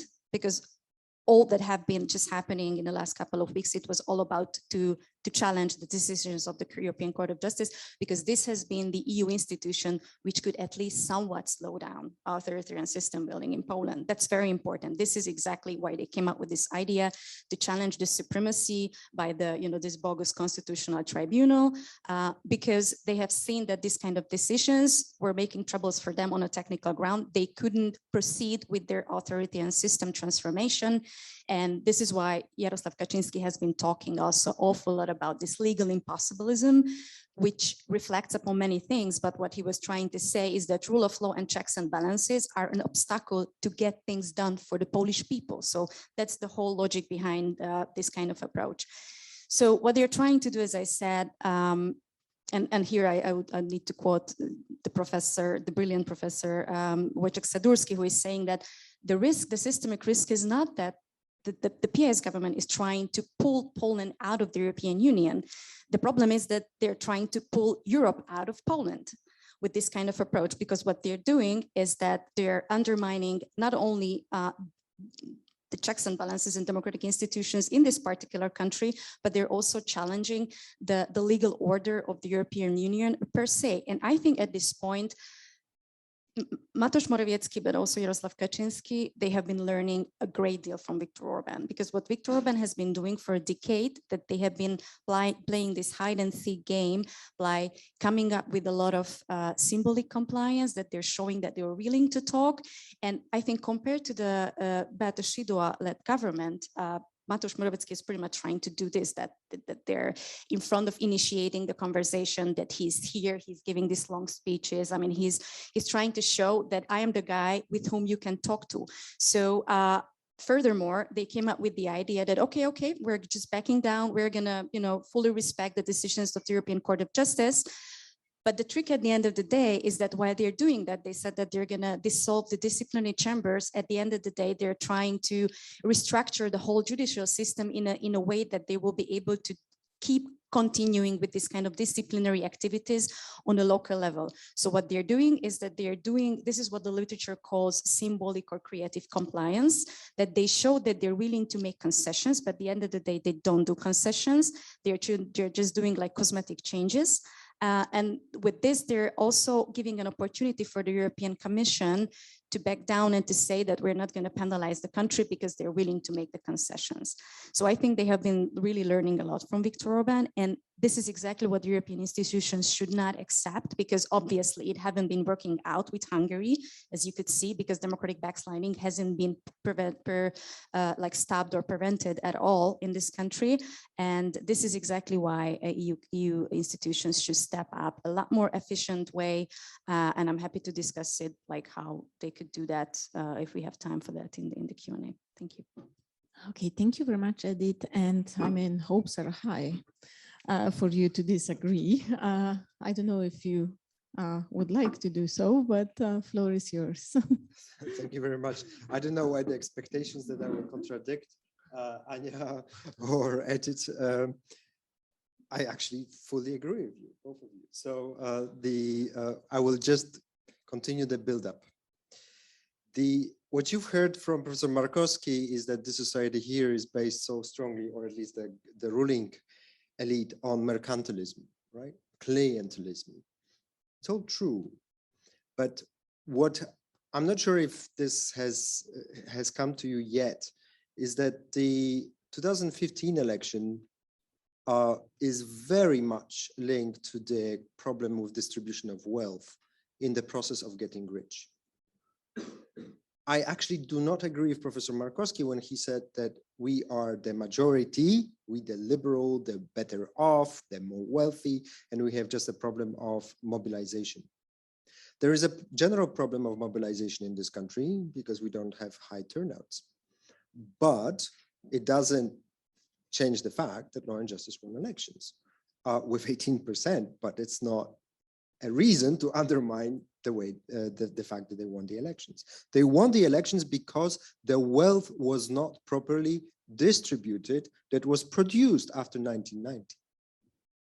It was by far profiting those individuals in the society who actually were better prepared to profit from liberal world around us. Another point I'd like to make, which is a very often forgotten fact, is that this country, Poland, has a median population of 16,000 people, which means that half, 19 million people, lives in villages and small towns of up to 16,000, not 60, not 60, 16. Which means that if Donald Tusk goes to Płońsk a couple weeks ago, that's a metropolis, because Płońsk is 22,000. Still, over 50% of Poles will live in smaller towns and villages. And it's super important because in order to win elections in this country, and every single party who has done that since 1990, and we've had liberal parties, social democratic parties, and national socialist parties right now, is that they realize that they have to speak the language of the small town. And it's not easy to do that. This is why they try, but they fail. But if you are successful to do that, then you win. And this is what happened with Law and Justice. That's it. Law and Justice came with a package. Not only they got this great talk of small towns, but it came with a package of rejecting an individual. They hate individual. There is the Polish people, not 38 million of individuals. And because of that, there's the nation, there's the church as a depository of memory and values. This government rejects diversity, rejects everything that questions what they bring forward. This is why they are not conservative. This is a regressive view. It's not regressive versus progressive.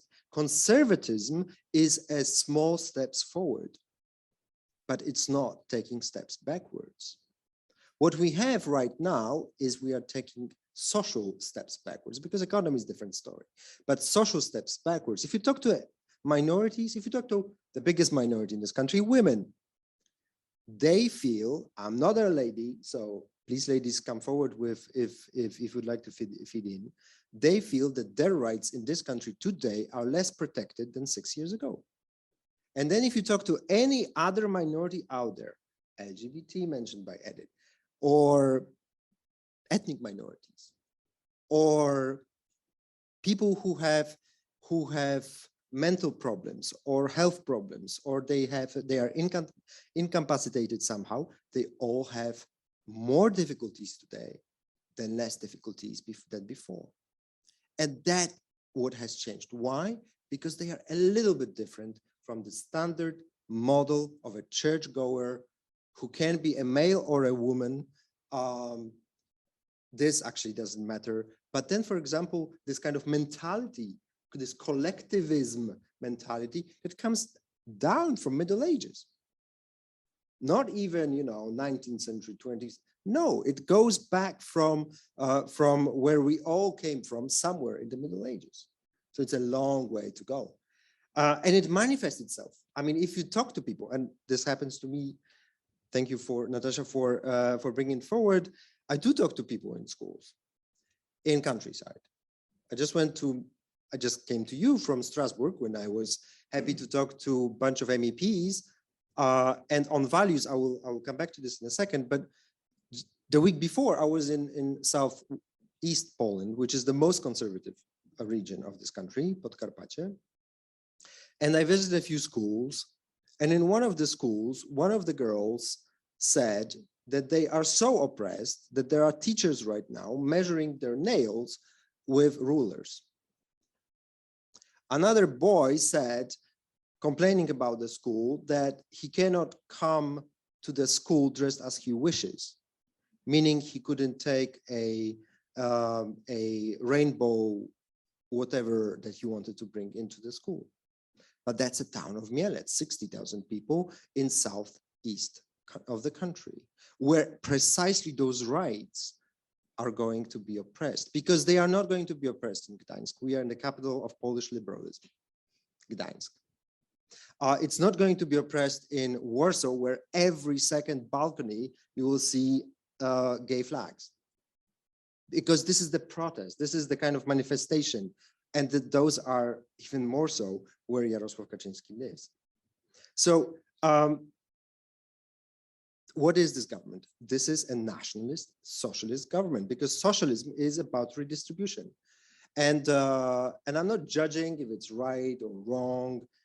I started from the point that they got it right to redistribute the wealth which was in this country. But at the same time, they applied the nationalist discourse. So those of you who read Polish, I recommend to you the book called Turbo Patriotism by Marcin Napiórkowski, which is an excellent way to understand how it all came about and why we actually have this government as we have today. But I would like to finish with 2 points.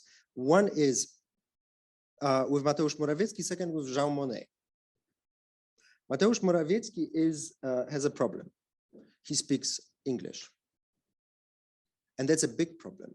But it's very kind of, in a nutshell, the problem of this government. When Beata Szydło came to the European Parliament when she was prime minister a couple of years ago, she doesn't speak English. So it doesn't matter what the discourse is, what the criticism she receives, because she will not understand it directly and she will only hear it through translation. And that's important because immediately there's a wall protecting you from what is being said to you. But if you understand the language, this is why Ania was right. Mateusz Morawiecki was getting whiter and whiter when he was listening to those comments. The guy speaks the language. And that's a problem also for Jarosław Kaczyński. The guy doesn't speak the language. He doesn't like to travel, like the North Korean leaders. The same kind of story. So this is a problem they would like to cut off. They would like to draw a line that the world, there's this mini-series, comedic mini-series a couple of years ago, where there's a globe and there's only one continent on this globe, and the continent is Poland. Entire world consists of one country. If you just can cut yourself out, that would be the perfect, ideal state of mind for our dear leader of this great country. But I wanted to finish on the point on Jean Monnet, because I think our challenge is bigger than what we are thinking, that is to win elections in 2023, believing it will be all fine. No, it won't be fine, because you were explained, and I fully sign up to this, this is a conservative society here. We don't have a conservative party ruling it, but we have a conservative society nevertheless. So there will always be some kind of a conservative or conservative leaning or conservative hijacking party in this country. So the question is how to change Law and Justice or any other future conservative grouping into a pro-European one. And this is where I come to Jean Monnet. Because back in his days, the guy lived like 90 couple years, 93, if I'm not mistaken. So, or even longer, he died in 1978 or so. So by the end of his life, in the 60s and 70s, so he's known for the Schuman Declaration, and he was the first president of the commission when it was not a commission.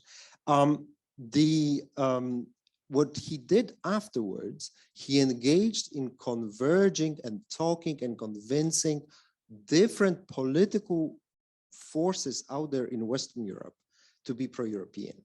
Back then, the challenge was to convince the workers and the social democratic movements. It was not a problem of conservatives. Why not? We could ask today. And maybe for this country, it's kind of easier, but it's still a big challenge. That is, the church is the answer. Because conservatives in Europe were very often Catholics. And the Catholics had recognized dual power. One power of a state, but second power of the church. I mean, the relationship between two and all that aside. But important element was, and much easier was to build federalism again among Catholic societies, to build up on the fact that there were always two sources of power for the individual in those countries. Whereas in Protestant countries, it's much more challenging because you have in traditional way, a one source of power. In England, for example, it's the nation state where the power lies, where the religion is integrated with state structures. In Catholic environments, it's different. It's more dispersed. So maybe it's showing us a little hand out there towards the future, how to recreate, rebuild, renew the Polish conservativeness if we first recreate, renew the Polish church. Because the Polish church today is not a Catholic church. It's a national church full of nationalism and very few universal values. Thank you all very, very much. I'm looking at the time and I will take a liberty of asking one question more to our speakers before I give the floor to you. Because I mean, there are so many things I would like to follow up on. But let me start with what Jacek said, because it's, I think, pretty essential that we do understand what we are talking about in terms of these definitions and concepts. So if we don't speak about conservatism, and I fully agree that it has nothing to do with classic conservatism, then we speak about something else, but what it is. And then you have all of these different names for the phenomena. You have illiberal democracy, you have democratic backsliding, you have also more from sociological point of view, these scholars who claim we have, now we are facing a neo-traditional revolution, yeah, or kind of a counter-revolution, right-wing counter narrative that is becoming hegemonic, actually, covering this liberal one. And that's all fine, yeah, but what actually it means? So what is this set of features that are characteristic for this neo-traditional turn, for this counter narratives that we are hearing from law and justice politicians, but not only, and let's not forget, we not only speak about the Law and Justice Party, we have a coalition, weaker than a couple of months before, but it's pretty essential that we remember that there are several parties and movements and in power, actually, not only law and justice. And then again, similar trend visible in other countries, as Edith mentioned, of course, Hungary, of course, Slovenia, and thank you, Anna, for bringing it up, because it's like kind of a interesting gradation here of this illiberal trends, also Bulgaria. So within EU, it's not only Poland and Hungary being this double trouble, there are others, maybe not to this extent. So I would like you, Jacek, if you could still elaborate a bit more on this characteristic features of this counter narrative. I mean, and try to answer the question, where does it come from? Yeah, is it this? Okay, because yeah, I was very much focused on these two statements of Viktor Orban from 2014 and the 2020 this strange Taliban speech of Jarosław Kaczyński, extremely religious, radicalized religious speech. But 2016, both gentlemen met in Krynica-Zdrój, and there was about half an hour debate between the boths, and it was Viktor Orban who used the term, decided to use the term conservative counter-revolution against the liberal revolution from the 90s we could observe in Central and Eastern Europe. And he was using the term, and that's actually my question to you, Edith, because he was using the term ellenforradalom. I mean, the term that is actually used to describe the very bloody revolution of October 1956, right? So it was a very strange, I mean, semantically, that he was dealing with something which is even more radical than it should be. And so I use the term illiberal democracy, even if Edith does not agree, and I understand the reasons why you do so. But I mean, descriptively, it's very useful for me when I talk about this very strange moment of transformation of this hybridized political space. We are not really an authoritarian regime, but I mean, democracy is weakening, and it's such a subtle and fragile, sphere of rules, written and not written, formal and informal, the ways we behave our relationships to the others, especially in a very complex, fragmented, complicated, late modern societies we live in. So yeah, that's why I do think that using the term illiberal democracy, it's a just useful term to describe the strange moment of transformation we are facing right now. But I do agree, it's a huge problem to talk about democracy without the element of liberalism. And for sure, we are facing the problem of liberalism, and I'm very happy to hear what you have said about the situation. For sure, it's also the reaction after 30 years of modernizing the country, and that's the case of Poland. Everybody, decided to forget about social policy in the country. So 2015, it was so easy to introduce social policy, this Kindergeld, the money for children supporting Polish families. It's about 80 euros, something like that, a month for a child in Poland. But it's a huge step forward. For the very first time, in 3 decades, there is a government that decided to invest in people and not to, concentrate only on, let's say, technological and infrastructure transformation of the country, but to take a look at what is going on within the society. The way they did, it's a catastrophe, in my opinion, to give directly the money into the hands, into the pockets of people, and not to invest in the infrastructure of kindergartens, good schools, and so on and so on. But it makes that's the conservative way of getting the voters. That's the first thing. They are buying. Yeah. That's the best way of buying voters for the next elections. But at the same time, it's the way to make the society much more conservative. Women are staying home, of course, because that's the destiny of them. They should take care of the Polish families, and men should, make the career and bring the money home. I mean, it is ridiculous, but it's the part of the story, unfortunately. And of course, with this kind of, differences between the big cities, very much liberal, many of them, with a very cosmopolitan societies, and the small towns in Poland, it's a serious problem.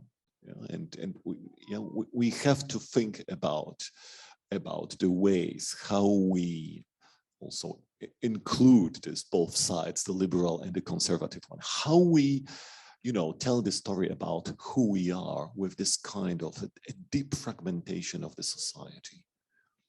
And I'm afraid that's the biggest challenge, and nobody got the answer until now. And we look like different islands, like a kind of archipelago, and people are starting to talking different languages, and the differences are deepening and deepening, and we do not get translators at all, and we do not have leadership, politicians, clever people who could understand how fragile this societal structure is, and that we should start to think about, asking ourselves who we are as a society and what can we do to recreate a kind of a common language that allows us to talk with each other.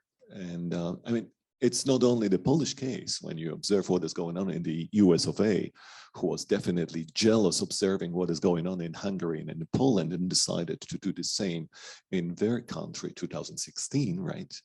Then you see how dangerous for our societal life, for our daily life, the situation is. But there is also, I'm afraid, also the global approach. So the common feeling of alienation. When we take a look at what is going on in the world, we don't have the feeling, we have any impact of what is going on. So we are actually we live a feeling of a passivity. What can I do? It's above my head. So, the simple solution, black and white reality, strong leader who tells me how to live our lives. It's, I mean, this kind of authoritarian, moment in our hearts and in our daily lives. It's a real threat, and I'm afraid that's also the reaction to this kind of alienation in a globalized sphere we have to face in order to make the world a really better place to live. Thank you. And I would like to move to an European level, if possible. And I'm looking at Anya now, because I would like to ask about what you very briefly mentioned, that is Conference on the Future of Europe.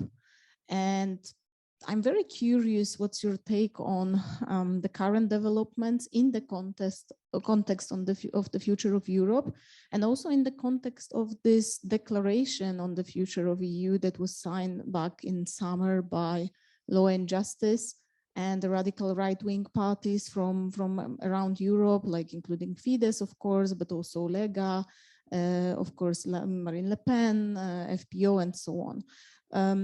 The difference is that Law and Justice is a ruling party, right? And the others are not yet ruling parties. Yeah, but that's a part of Fidesz. That's this double trouble, as I called it. So what does it tell us about the future of Europe? Not about the future of Poland and Hungary, but the future of Europe and this discussion about reform. Is this like a clear signal for this differentiated integration, or how we can interpret that? Well, that's a very interesting question. Thank you so much. The Conference on the Future of Europe so far, unfortunately, has not lived up to the expectations of neither the proponents of the exercise nor the antagonists of the exercise. I mean, it's a very big sort of deliberative exercise that started much later than expected, has been subjected to a lot of political debating. Now there is a discussion, when is the end game? So we know already that a couple of governments don't want to have it finished with the French presidency for different reasons, French presidential elections, but not only. And now in France, the situation is, of course, very complex.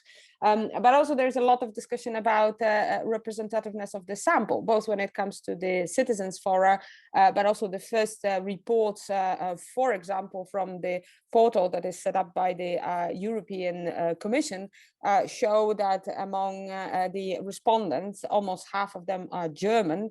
And when it comes to the proposals being filled in, of course, I mean, there's a question of the scope of competences and so on.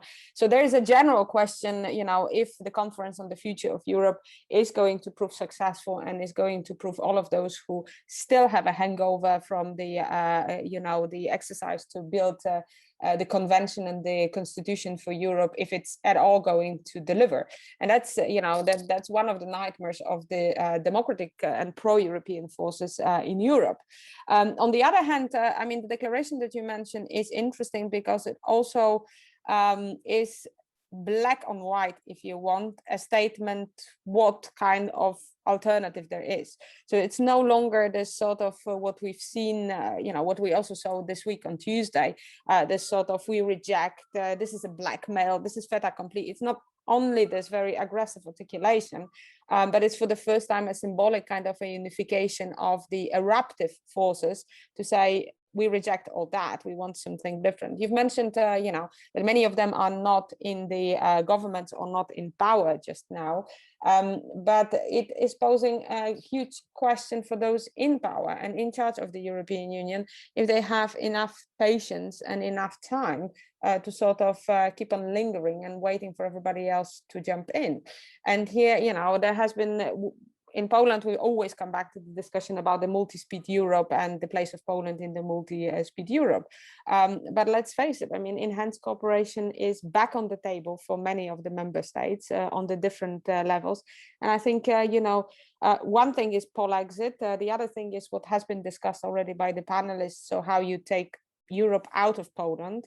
And the other thing is a total marginalization. We don't need Article 5 to be exercised to have, our state, the ratio of state ignored or being made, sort of marginalized when it comes to expediency, especially that from the Brussels perspective, okay, Poland is now at the core of attention. There is an inclination to make it a warning example. But you've mentioned, in Hungary, the situation is very dynamic, but Viktor Orban is facing right wing when it comes to the opposition in the context for the prime minister, in the bloc of the opposition from right to left, but nevertheless. In Czech Republic, the parliament is now right versus more right. In Bulgaria, I mean, we're going for the third elections. There is a question mark. It's right versus more right. The French presidential elections is, okay, not even Macron is anymore in so much of a spotlight since the arrival of Zemmour and since the discussion that Marine Le Pen is actually too soft to carry the nationalistic agenda. Those all issues are extremely troublesome and extremely worrying because they have, and I just want to say a few words about the definition and I'll finish, I promise. There is the question of this aggression, the building of the blocks and the anxiety. And I think, you asked the question, how is it possible that in Poland we drifted away from the democratic consensus? I think it's a question of, for those responsible for putting democratic order post-1989, it would have been unthinkable. And you see it in the spirit of the constitution in 1997. It was unthinkable that Poland could choose any other way but democratic way. I mean, it was self-evident, obvious. Democracy was the system that we as in a social consensus wanted to have. Hence also when you ask yourself, how is it possible that we could have dismantled that? Is because perhaps protection mechanisms were not as strong as they could have been because simply they were not needed. I mean, it's a question of political imagination. And I think what you look now at when it comes to defining this not conservative, but this aggressive ECR version of the right, you see much of aggression. You see a lot of enemies. You see extreme selectivity. I mean, they are very good. And Prime Minister Morawiecki has done that in the European Parliament. He was trying to position himself both as a victim and as a defender. I mean, both the position of I'm attacked, so I'm standing tall. I'm being the source of strength in here. But also this question of societal transformation, which is also why even if the election was tomorrow, and even if Law and Justice was out of the government tomorrow, the social changes that have been implemented, not only in the South, are long lasting. I teach on Saturday at Polish school, which is a very specific community because it's a Polish community in Belgium. And I teach history. So, it is scary to look at the books of the history. It is really scary to see how much we are trying to transform the younger generation. And let me finish on this one. I think, Piotr Kaczynski has been saying, and I happen to disagree with him at least on one point, even though he said that we do agree. He said that now we have this policy of redistribution. I don't think it's a redistribution because I don't think it's a solidarity kind of an action. I think it's imposing the idea of entitlements without responsibility, which is erosive to any sort of solidarity, social contract responsibility of one another. And this summer, I went to the south of Poland as a tourist, as a pure tourist. And symbolically, I find it incredibly staggering what you see there. You see enormous wealth because the amount of, detached houses, 3 stores with beautiful gardens, fencing and so on, incredible. I mean, you see it translating really into this sort of wealth, not well-being, wealth. You see the castles alongside the Polish eagle's nest, surrounded by people who have bought the properties and put their houses around. But if you arrive there, each of them has the garden open and tries to lure you to park your car inside of their garden. There is no community feeling of, we will create a common parking for which we will charge the tourist, and we will also open the restaurant, because jointly then we can make it happen. We can make our local economy work. Similarly, if you go to Krakow, I mean, you have a new highway, and every half a meter, you have the entry to the highway from private garden, because everybody needs to be able to get out of their house. So there is no interest of having, the highway with the good screen against noise, because everybody has to arrive to the highway. Now, I'm a bit critical, and I think that if I will be trolled, which always happens to me when I come to the discussions about Poland and rule of law, probably I will be called non-patriotic. But we need to retrieve, we absolutely need to retrieve the joint, the societal common kind of thinking, where this is not who is the enemy first, but how we can work together, and how we can work together differentiating, respecting one another, respecting that there are churchgoers, no churchgoers, women, men, and non-gender, you name it, but respecting of the fact that we want to look forward and we do not want to dig into this all historical wounds that are keeping us, afloat the social conflicts and keep us so aggressive, so incredibly emotional, aggressive against one another that we are so blinded, no longer able to see, what prospects, because Poland is a country with so much potential. I mean, and that hurts really a lot when we are talking about Polexit and what's taking place now. Thank you. And Leah, let's discuss more about Brussels, or actually Strasbourg, because you, Piotr mentioned you just came back from there. And I believe you guys have discussed yesterday the so-called tribunal ruling about the supremacy of Polish constitution over the European law. Yesterday we had this debate in European Parliament that ended up with this resolution that criticized, of course, Polish government. And so you know what's going on from the media, but we have here Piotr, who I hope can tell us how it looks like also from the insider's perspective, because you talk to MAPs, I guess you talk to experts. If you could share a bit with us, is Polexit really a threat or just a fake news? That's a very good question. Because that's exactly the same question I was posing to every single interlocutor over the last 3 days. Is Polexit a threat? Is it a real threat? Is it a hoax? And pretty much not everybody agrees with what I'm saying, but big majority of views is that it's not a threat in the sense that this is what will happen tomorrow, but it can happen by chance. It can be an unintended consequence of certain actions. So how exactly, people don't necessarily know. I think I know a little bit better. I wrote a text on it about 10 days ago, which says that Article 50, which is about leaving the Union, doesn't have to be triggered by notification, which is government notification sent to the President of the European Council, but can be triggered differently.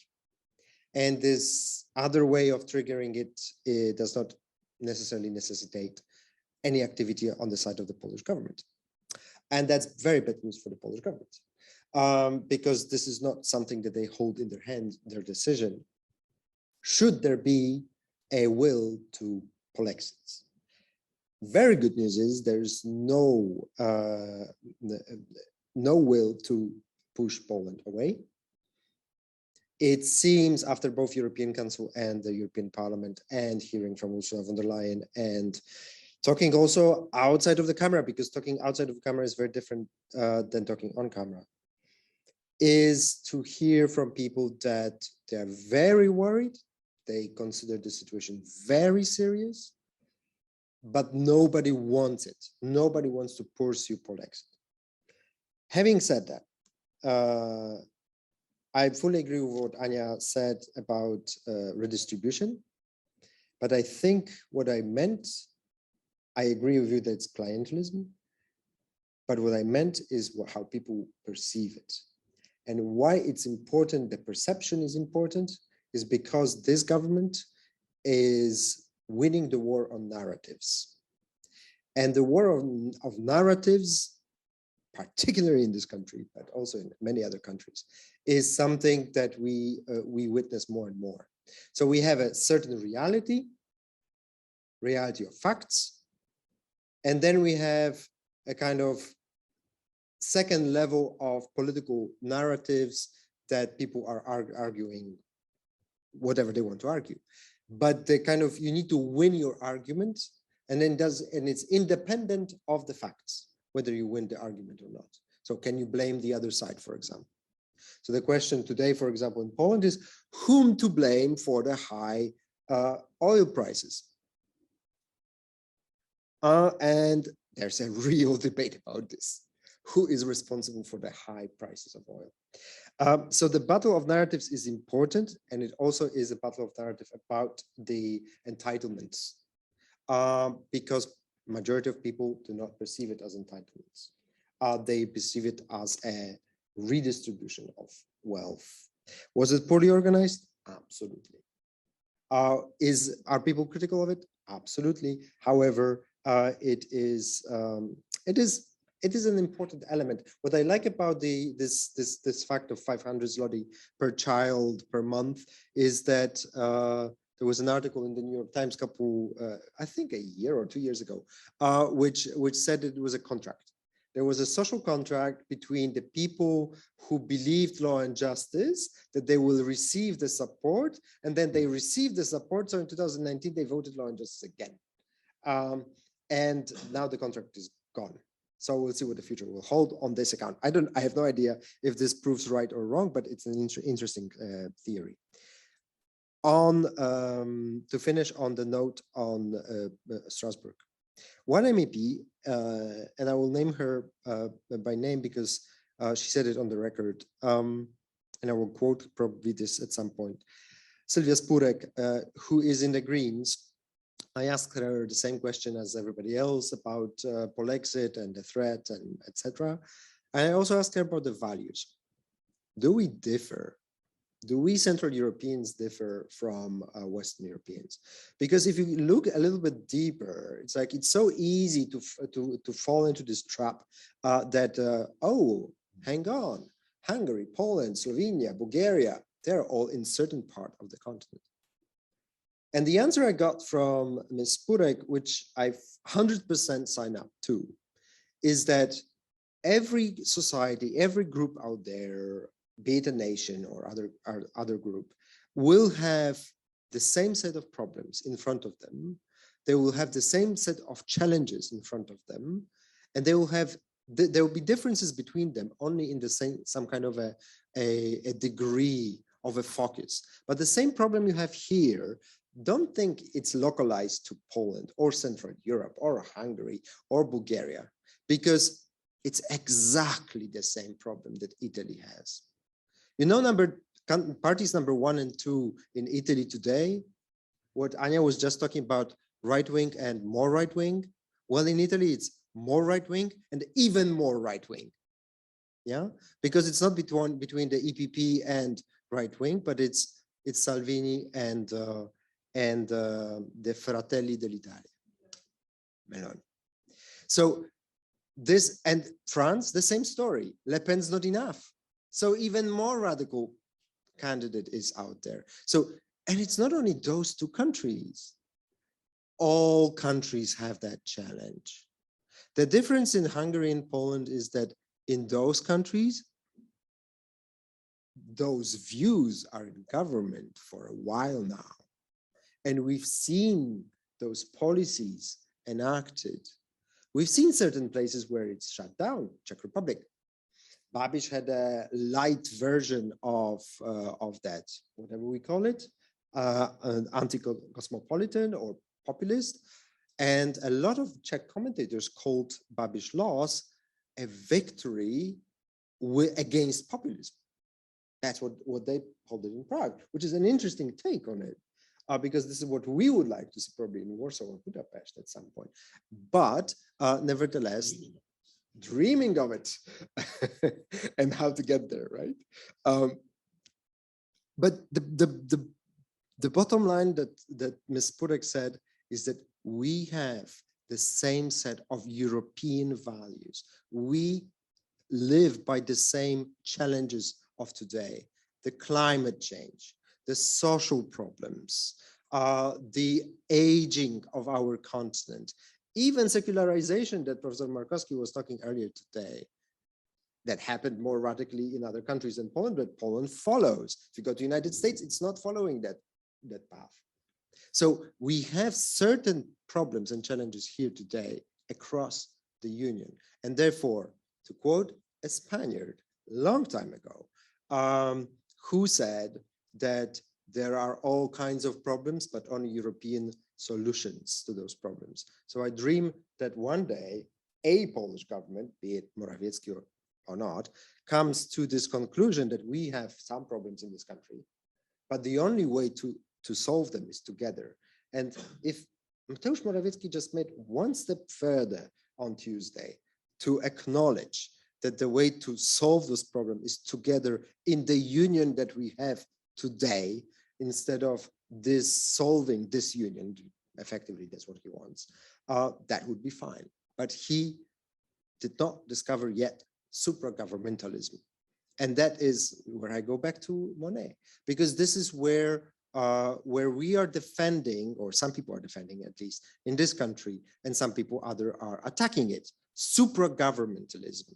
This is something which was invented by Europeans as a response to the war, the Second World War, but in this country, it's the war, right? I mean, there was first war, this is the war. Supragovernmentalism is very important for the European construction. To defend it and to win the hearts of the people for it is what the federalists should definitely strive for. Thank you. And a very short question to edit before I gather your questions. You mentioned that Kaczynski learned a lot from Orban, but I would like to hear more. Because it's not only copy pasting some of the policies that worked out in Hungary, right? Because the motivations are different. And I wonder what you think about the future, both on European level. Okay, that's quite challenging because we have to wrap it up, I think, in 3 minutes. We started a bit later, so I guess we can great. follow up a bit. Yeah. Thanks. Before I get back to what you just asked about who learned what, let me very quickly get back to what Maciej just said about the social preconditions. And here, finally, we're not gonna, agree, because I think there is robust research and data that would show that social preconditions were actually very importantly contributing to populist and authoritarian backsliding here in this specific region. And this is because, and I think it has a lot to do with the value structure. At least I would like to emphasize one thing. Here, the level of social trust within each other and trust within democratic institutions is extremely low. It has been, Central and Eastern Europe should have been an early warning system for the Western European countries when it comes to early polls in 2007, showing that how extremely low level trust we do have, not to mention the very low level of social capital. So this all contributed to how successfully Viktor Orban and Jarosław Kaczynski could accelerate this system transformation, not only because of the left lost credibility within the electorate, and this is how right-wing parties swooped in to show that we could actually make social transformation, a new kind of transformation which is needed, which is deeply anti-democratic because you have been left behind by the leftist parties. But I would just leave it this because I would like to get back to what Natasha asked about sharing the know-how. And I think the Polish and Hungarian government were extremely good at this. And one thing which I see as a problem, and I think this is one of the biggest problems the European Union is facing right now, that the Polish government wasn't only learning how to symbolically comply with these kind of problems that we are facing right now, but also they're speeding up employing informal exercise of power, just like Viktor Orban is doing differently here in Poland. And I see three main problems, which resembles what has been happening in Hungary before. Of course, Hungary is in a lot more advanced stage. So Poland is just lagging behind because it's still decentralized and there is multi-level governance system. And there are many other institutional, so to say, forbearances that are withholding Jarosław Kaczynski to do what Viktor Orban has been doing. But one problem certainly, which has a lot to do with informal power, is that there is, as it has been mentioned before, there's political clientelism, corruption, and nepotism, which is on the rise. And there are no oligarchic system like in Hungary, because that's a huge problem, that how Viktor Orban is pulling the strings and cooperating with these cronies to undermine democracy and capture the market. But PIS actually became a quasi-oligarchical phenomena linking corporate and political power. So what's happening is that the government is distributing tremendous amount of state-owned company and administrative positions in order to maintain power. So this is the bread and butter of the system. That's what they're distributing. This is how it works for their own people, for relatives, for lovers, cousins, I don't know, etc. So at least investigative journalists have shown that at least 1,000 people have incorporated the system throughout the key figureheads of the government. All of them are somewhat linked to Mateusz Morawiecki and Jarosław Kaczynski at the end of the day. So that's one thing. And not only nepotism, I think what's also a problem, and this is also under the radar of the European Union, is that there are huge problems with the Polish public tenders and procurements. And there is an awful low level of discussion about that most likely very many contracts are fixed. So there's a lot of political corruption under the radar of the European Union, fully undressed. Also, EU funds sometimes, especially during COVID, have been distributed politically biased way to PIS and non-oppositional local governances. The second problem I see is that the scope of the media capture, how the government is incentivizing influentials and state-owned companies to buy media in order to undermine the media plurality in the country. This is also, so to say, very often happening in a gray zone. For instance, there is a television owned by a quasi-oligarch called Zygmunt Soros, who is a very influential person who is doing a lot of business with the state and tuning down criticism throughout his television on the government. So what we see here, just like what happened in Hungary, that there is a growing level of clientelistic media ownership, which is obviously contributing to the system durability of Jaroslaw Kaczynski. And the third is that also the integrity of the free and fair elections, I think it's also a danger. And what we have witnessed last year, I think it was like a full turning point, what happened during the presidential elections, that the governing party was fully undermining and abusing state funds in order to support President Andrzej Duda to maintain power, and also use the state television to undermine the opposition, which has, it's undermined all the principles of liberal democratic kind of values. So these are three problems, which is, I think it's getting bigger problem, but even more importantly, this is with which the Polish government is also flying beneath the radar of the EU institutions, because these particular issues are not addressed by the EU institutions. Sometimes discussed, but when it comes to, for instance, systemic corruption and nepotism, it's always Hungary who is, rightly on the agenda, but Poland is not. And I think that should be changed in the near future, because we see that things are changing here as well. Thank you. I'm sure we'll have more questions about that, but if we can still have 5 minutes of your time, Anya, I would gather questions that are directed to you. Any questions here?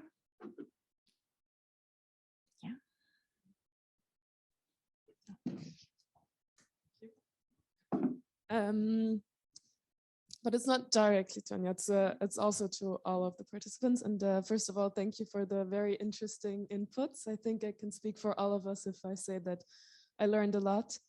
And my question is regarding us, as now we're going back to other EU countries and we're not Polish.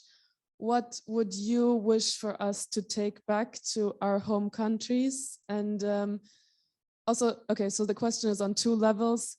One, the discourse in our home countries, what do you feel like they should be? Because especially in Germany, and it's right next to Poland, it's a neighbor state, I often feel like Polish politics is not interesting for many people. And even in the left scene, we have people demonstrating free Palestine, but directly what's happening next to us and the democratic backsliding, it's not, I don't feel like it's a big issue. Well, probably now in the past weeks, yes. But so first of all, that, and also later this day, we have a workshop regarding the democratic backsliding, or I think also how to fight populism. So maybe also that what would help Poland if in other country, what way should it be discussed? And also on the other level, in European politics, you mentioned it with the cosmetic changes. What do you wish for how the EU should react? Is it very strict sanctions and not giving any funds as long as there won't be drastic changes, or yes, so these two questions. Okay, thank you. Any more questions? Because I would like to give the floor to Anya first, so that we don't keep you too long. We can also still discuss during our lunch and coffee break if you wish. It's a very nice place, and I think we have still a bit of time to do that. Any more questions for now?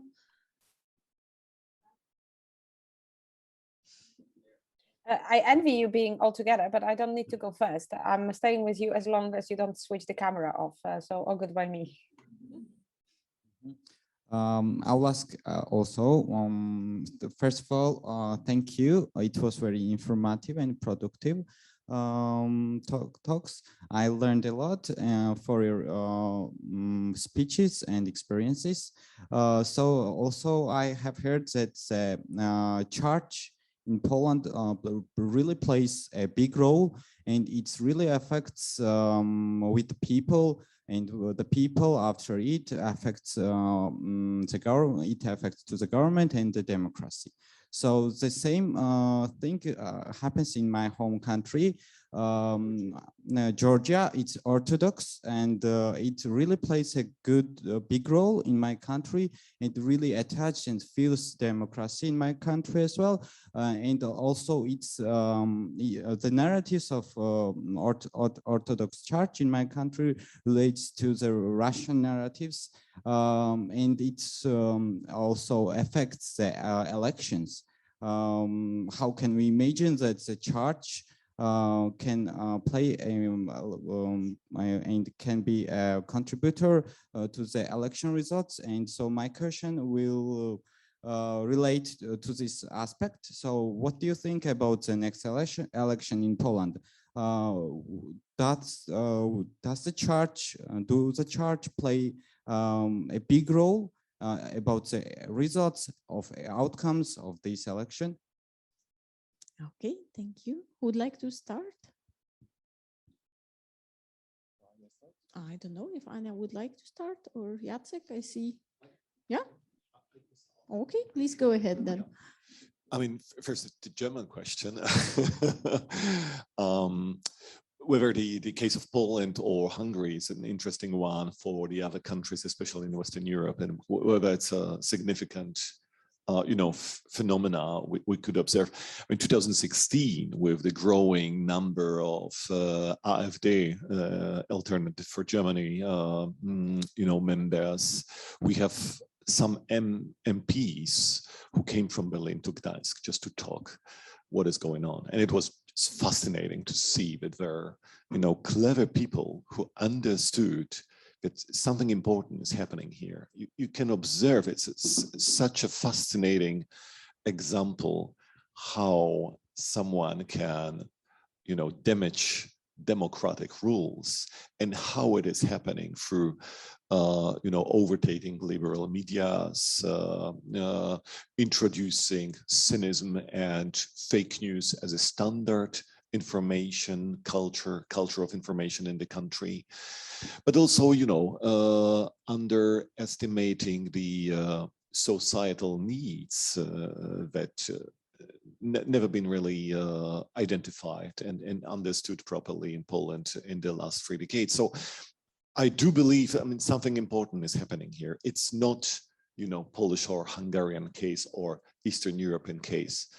It's just I'm afraid it's just the radicalized version of something what is going on in the, let's say, Western political culture generally. So I do read it as a good laboratory of what can happen if we are not clever enough to react and to say stop to phenomena which are really dangerous. One cannot forget, because we've been talking and we've been also joking, and in order to make this dramatical statements a little bit easier to consume or to accept. But 2 years ago, the mayor of Gdańsk had been killed, and I could observe the radicalization of the language of hate and the language of making enemies from your political opponents. And I am absolutely certain that was the case. The case of Lübcke in Germany, it's a similar case. Yeah. So we can see a lot of phenomena which are very common. In the case of Hungary and Poland, we see just the radicalized version of it. But it's not Eastern Europe. Don't believe in this kind of bullshit. We stuck in this situation. Okay. Thank you. I'll be quick.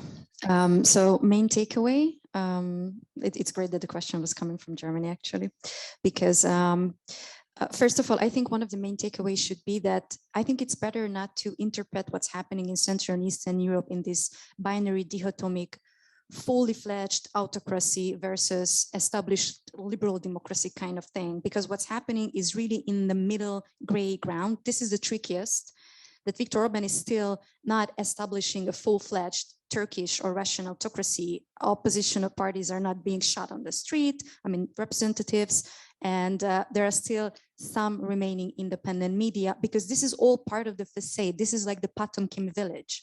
And this is how hybrid authoritarian regimes are functioning.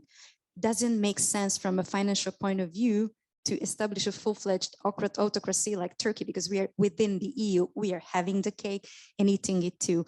And sorry to say that Germany has been contributed awful lot to this, that big industrial, like developed countries have been appeasing for financial and industrial reasons leaders like Viktor Orban for their understandable, this is what sometimes often called mercantilism, that Merkel has been being part of the problem and not the solution, in a sense that, when it comes to Hungarian job market, for instance, the private automotive industry from Germany is contributing to 1/3 of the jobs which are available in Hungary. This is huge. I mean, this is really the bread and butter of the system.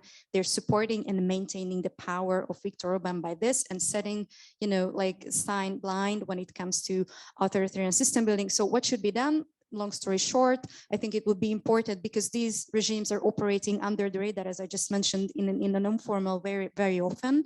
What they should do is that there should be a lot more informal pressure within the European Council put on this government, because as I said, Viktor Orban has also not been protected by European People's Party first and foremost, but by on a bilateral level countries like Germany. And the other thing is, when it comes to Poland, I think it's crystal clear what should be done when it comes to cosmetic changes.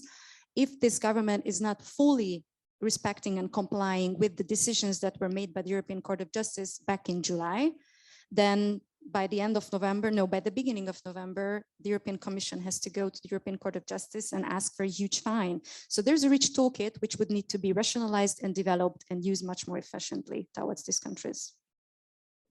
Thank you, Edith. Piotr? Anya? Yeah, okay, happy to go forward. Now, when it comes to the discourse in the home country, I actually think that a lot has been now being said about Poland, and not only in the last weeks. I think on one side, we have a very changing picture of the Polish citizens being also abroad. Let's face it, 2004, I think the main argument was the Polish plumber.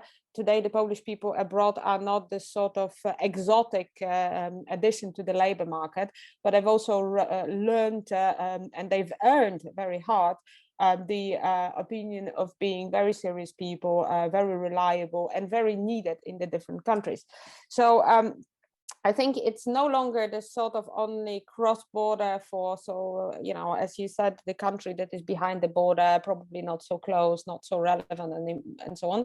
It's becoming a very personal story. And I mean, you can see it, in media in Belgium, in the Netherlands. My own in-laws continuously ask me what's happening, looking at that from the perspective of the Dutch media.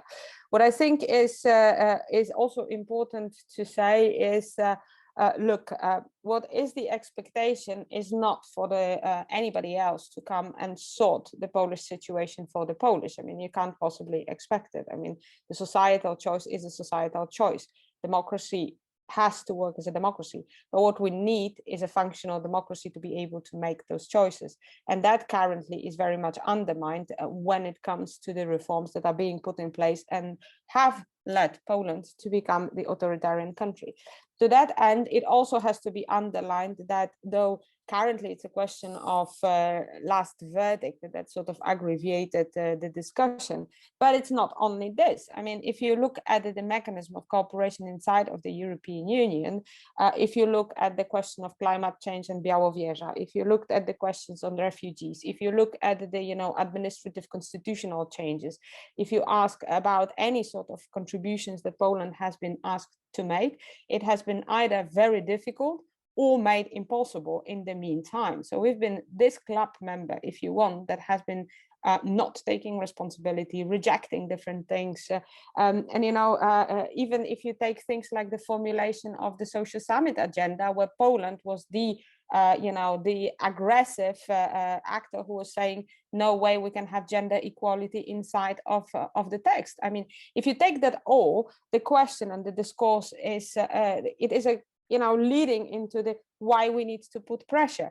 And I know that in Poland it is said, and also in the European Parliament resolution from yesterday, it is being underlined that though the conditionality mechanism should apply and sanctions should apply, there should be a way found so that it does not hurt the Polish people.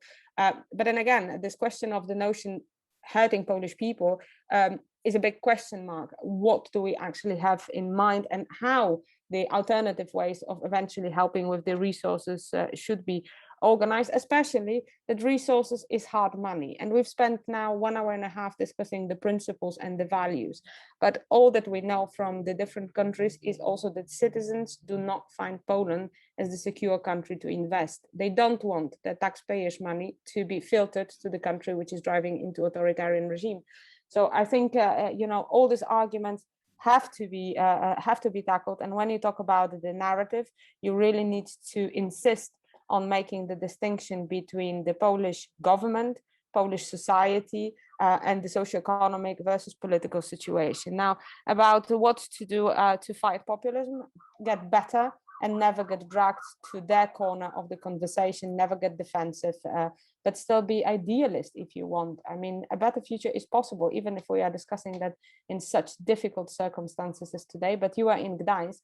Isn't that a city that always kept the hope and focus on freedom, on prosperity, on well-being, and on empowerment of the people? So, you know, that's why I came to the conference, even though virtually, because I was in a search for hope that I hope you also found today. Thank you very much. And short follow-up, yeah, from Piotr? Sure. There's a question that answers your question, that is, can democracy be only national? And it's a very important question that Viktor Orban and Jarosław Kaczynski answer yes. And I answer no. And I don't know how you answer, but I hope it's a no. Because the problems are bigger than national, and there can only be solutions that are bigger than national. And this is exactly what you need to do home. Grow a European democracy forward. What does it mean? When the Bulgarians are protesting, where the Romanians are protesting, where the Italians are protesting back home because an issue is important to them, bring it to your locality too, because this issue is probably important for someone in your community too. I do not believe for a second that when ACTA was protested a couple of years ago, it was only an issue of a one city or a one country or one nation. When Fridays for Climate or Climate for Fridays happen, here it's called the youth climate strike, they happen everywhere because it concerns everyone. We have a saying in Polish, for our freedom and yours. That's exactly what we need now. When we saw Strasbourg this week, we saw how important it was that 100,000 or 200,000 people walked the streets of Polish cities on the 10th, I believe it was, of October. Imagine if it was 1 million Europeans in other cities too, not only Polish people walking the streets for a Polish cause, because this is not a Polish cause. It's not a national cause. If we win against the Orbans and the Kaczynskis, we will also win against the AfDs and the Salvinis and the Spanish Voxes, etc., etc. This is the same fight, because they are meeting, when you mentioned this, they are meeting to discuss, to plot alternative to Europe, alternative for Germany, alternative for Europe. They are planning something, they would like something to happen. And why are we always 2 steps behind? Why are we responding, oh, European Council will do this or that? No, Europe are Europe's citizens. This is who Europe is, the citizens. And if not the citizens, be aware, be conscious about what's going on, what are the problems of our Europe. How can we address those problems in elections, local, national, European elections? Madariaga, who I believe is a patron of UEF, this way or another he is, said, we will not have a united Europe as long as we are not talking, if I'm coming from Seville, about my Bruges and my Krakow. Yes, the Spanish guy was writing it a good 70 or 80 years ago about my Krakow, because Krakow back then was already a part of Europe. It didn't matter the formalities. Formalities are different than what people believe. So what you can do a lot. You can do a lot because you can care and bring it to the streets. Greta Thunberg started the process by a protest of a single person because an issue was greater than herself. The issue of freedom, the issue of democracy is bigger than oneself. Diversity, individualism, etc., etc. There's this hanging question from Georgia, or Georgian question, or I don't know, Tbilisian question. Are you from Tbilisi? Yes. All right. So Tbilisian question, because I don't like, especially when I meet fellow federalists, when we talk nations, we always talk nations. At least for once, we could forget where we come from in terms of nation and focus on cities. So you are from Tbilisi, I'm from Warsaw, and I'm happy to be in Gdańsk today. And they are all European cities. So your challenge is bigger than mine in a way, because you do not have that infrastructure that we have still, that our governments are fighting. And you still have, a bigger fight to win. But it doesn't mean that we shouldn't work also for the Tbilisi causes when we hear them, that, what was it? Gay pride bashing the other day in Tbilisi, that didn't happen, or whatever else problems you may have that we definitely need to hear more about. So it's on us to learn about those problems, because on top of the day, we need to know first so that we can protest and we can organize. And to manifest just the anger or disagreement is a very important first step, because you will inform the others who know even less, who are in your town, in your city, in your village out there. So we can do a lot.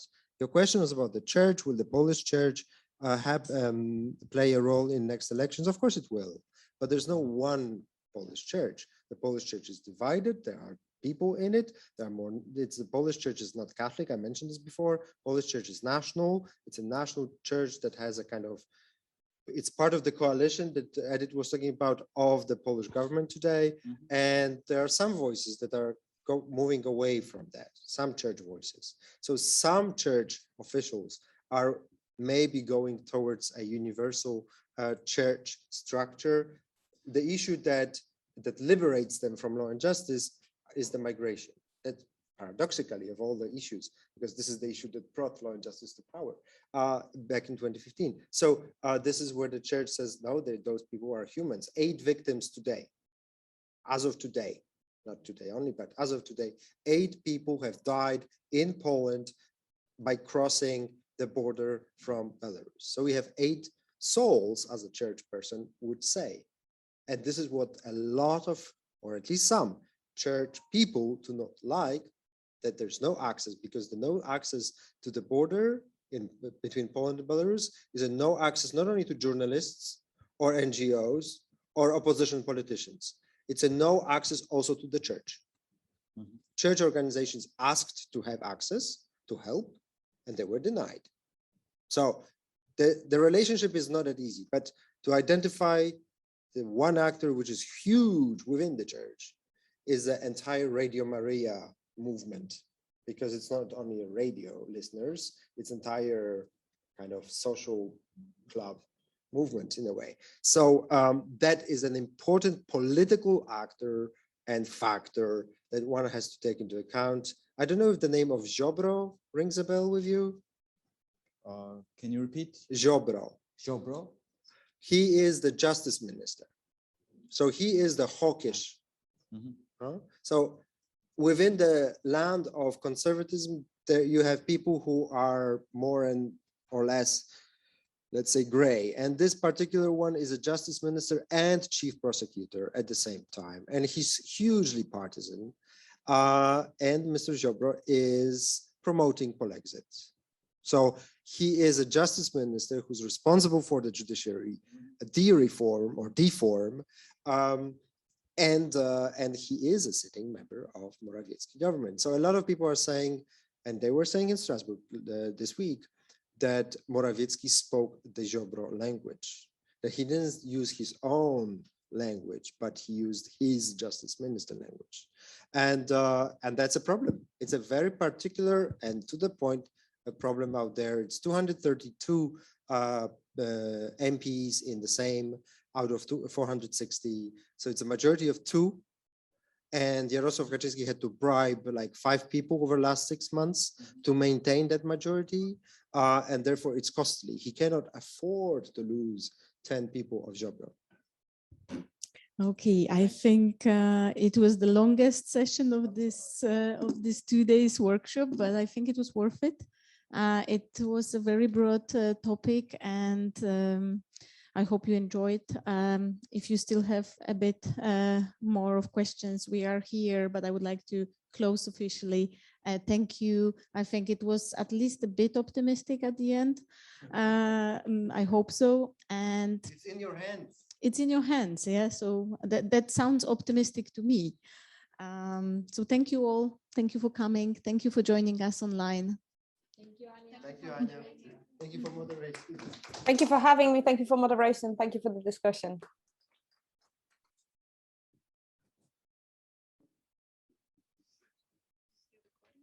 Not anymore. Okay, now off the record.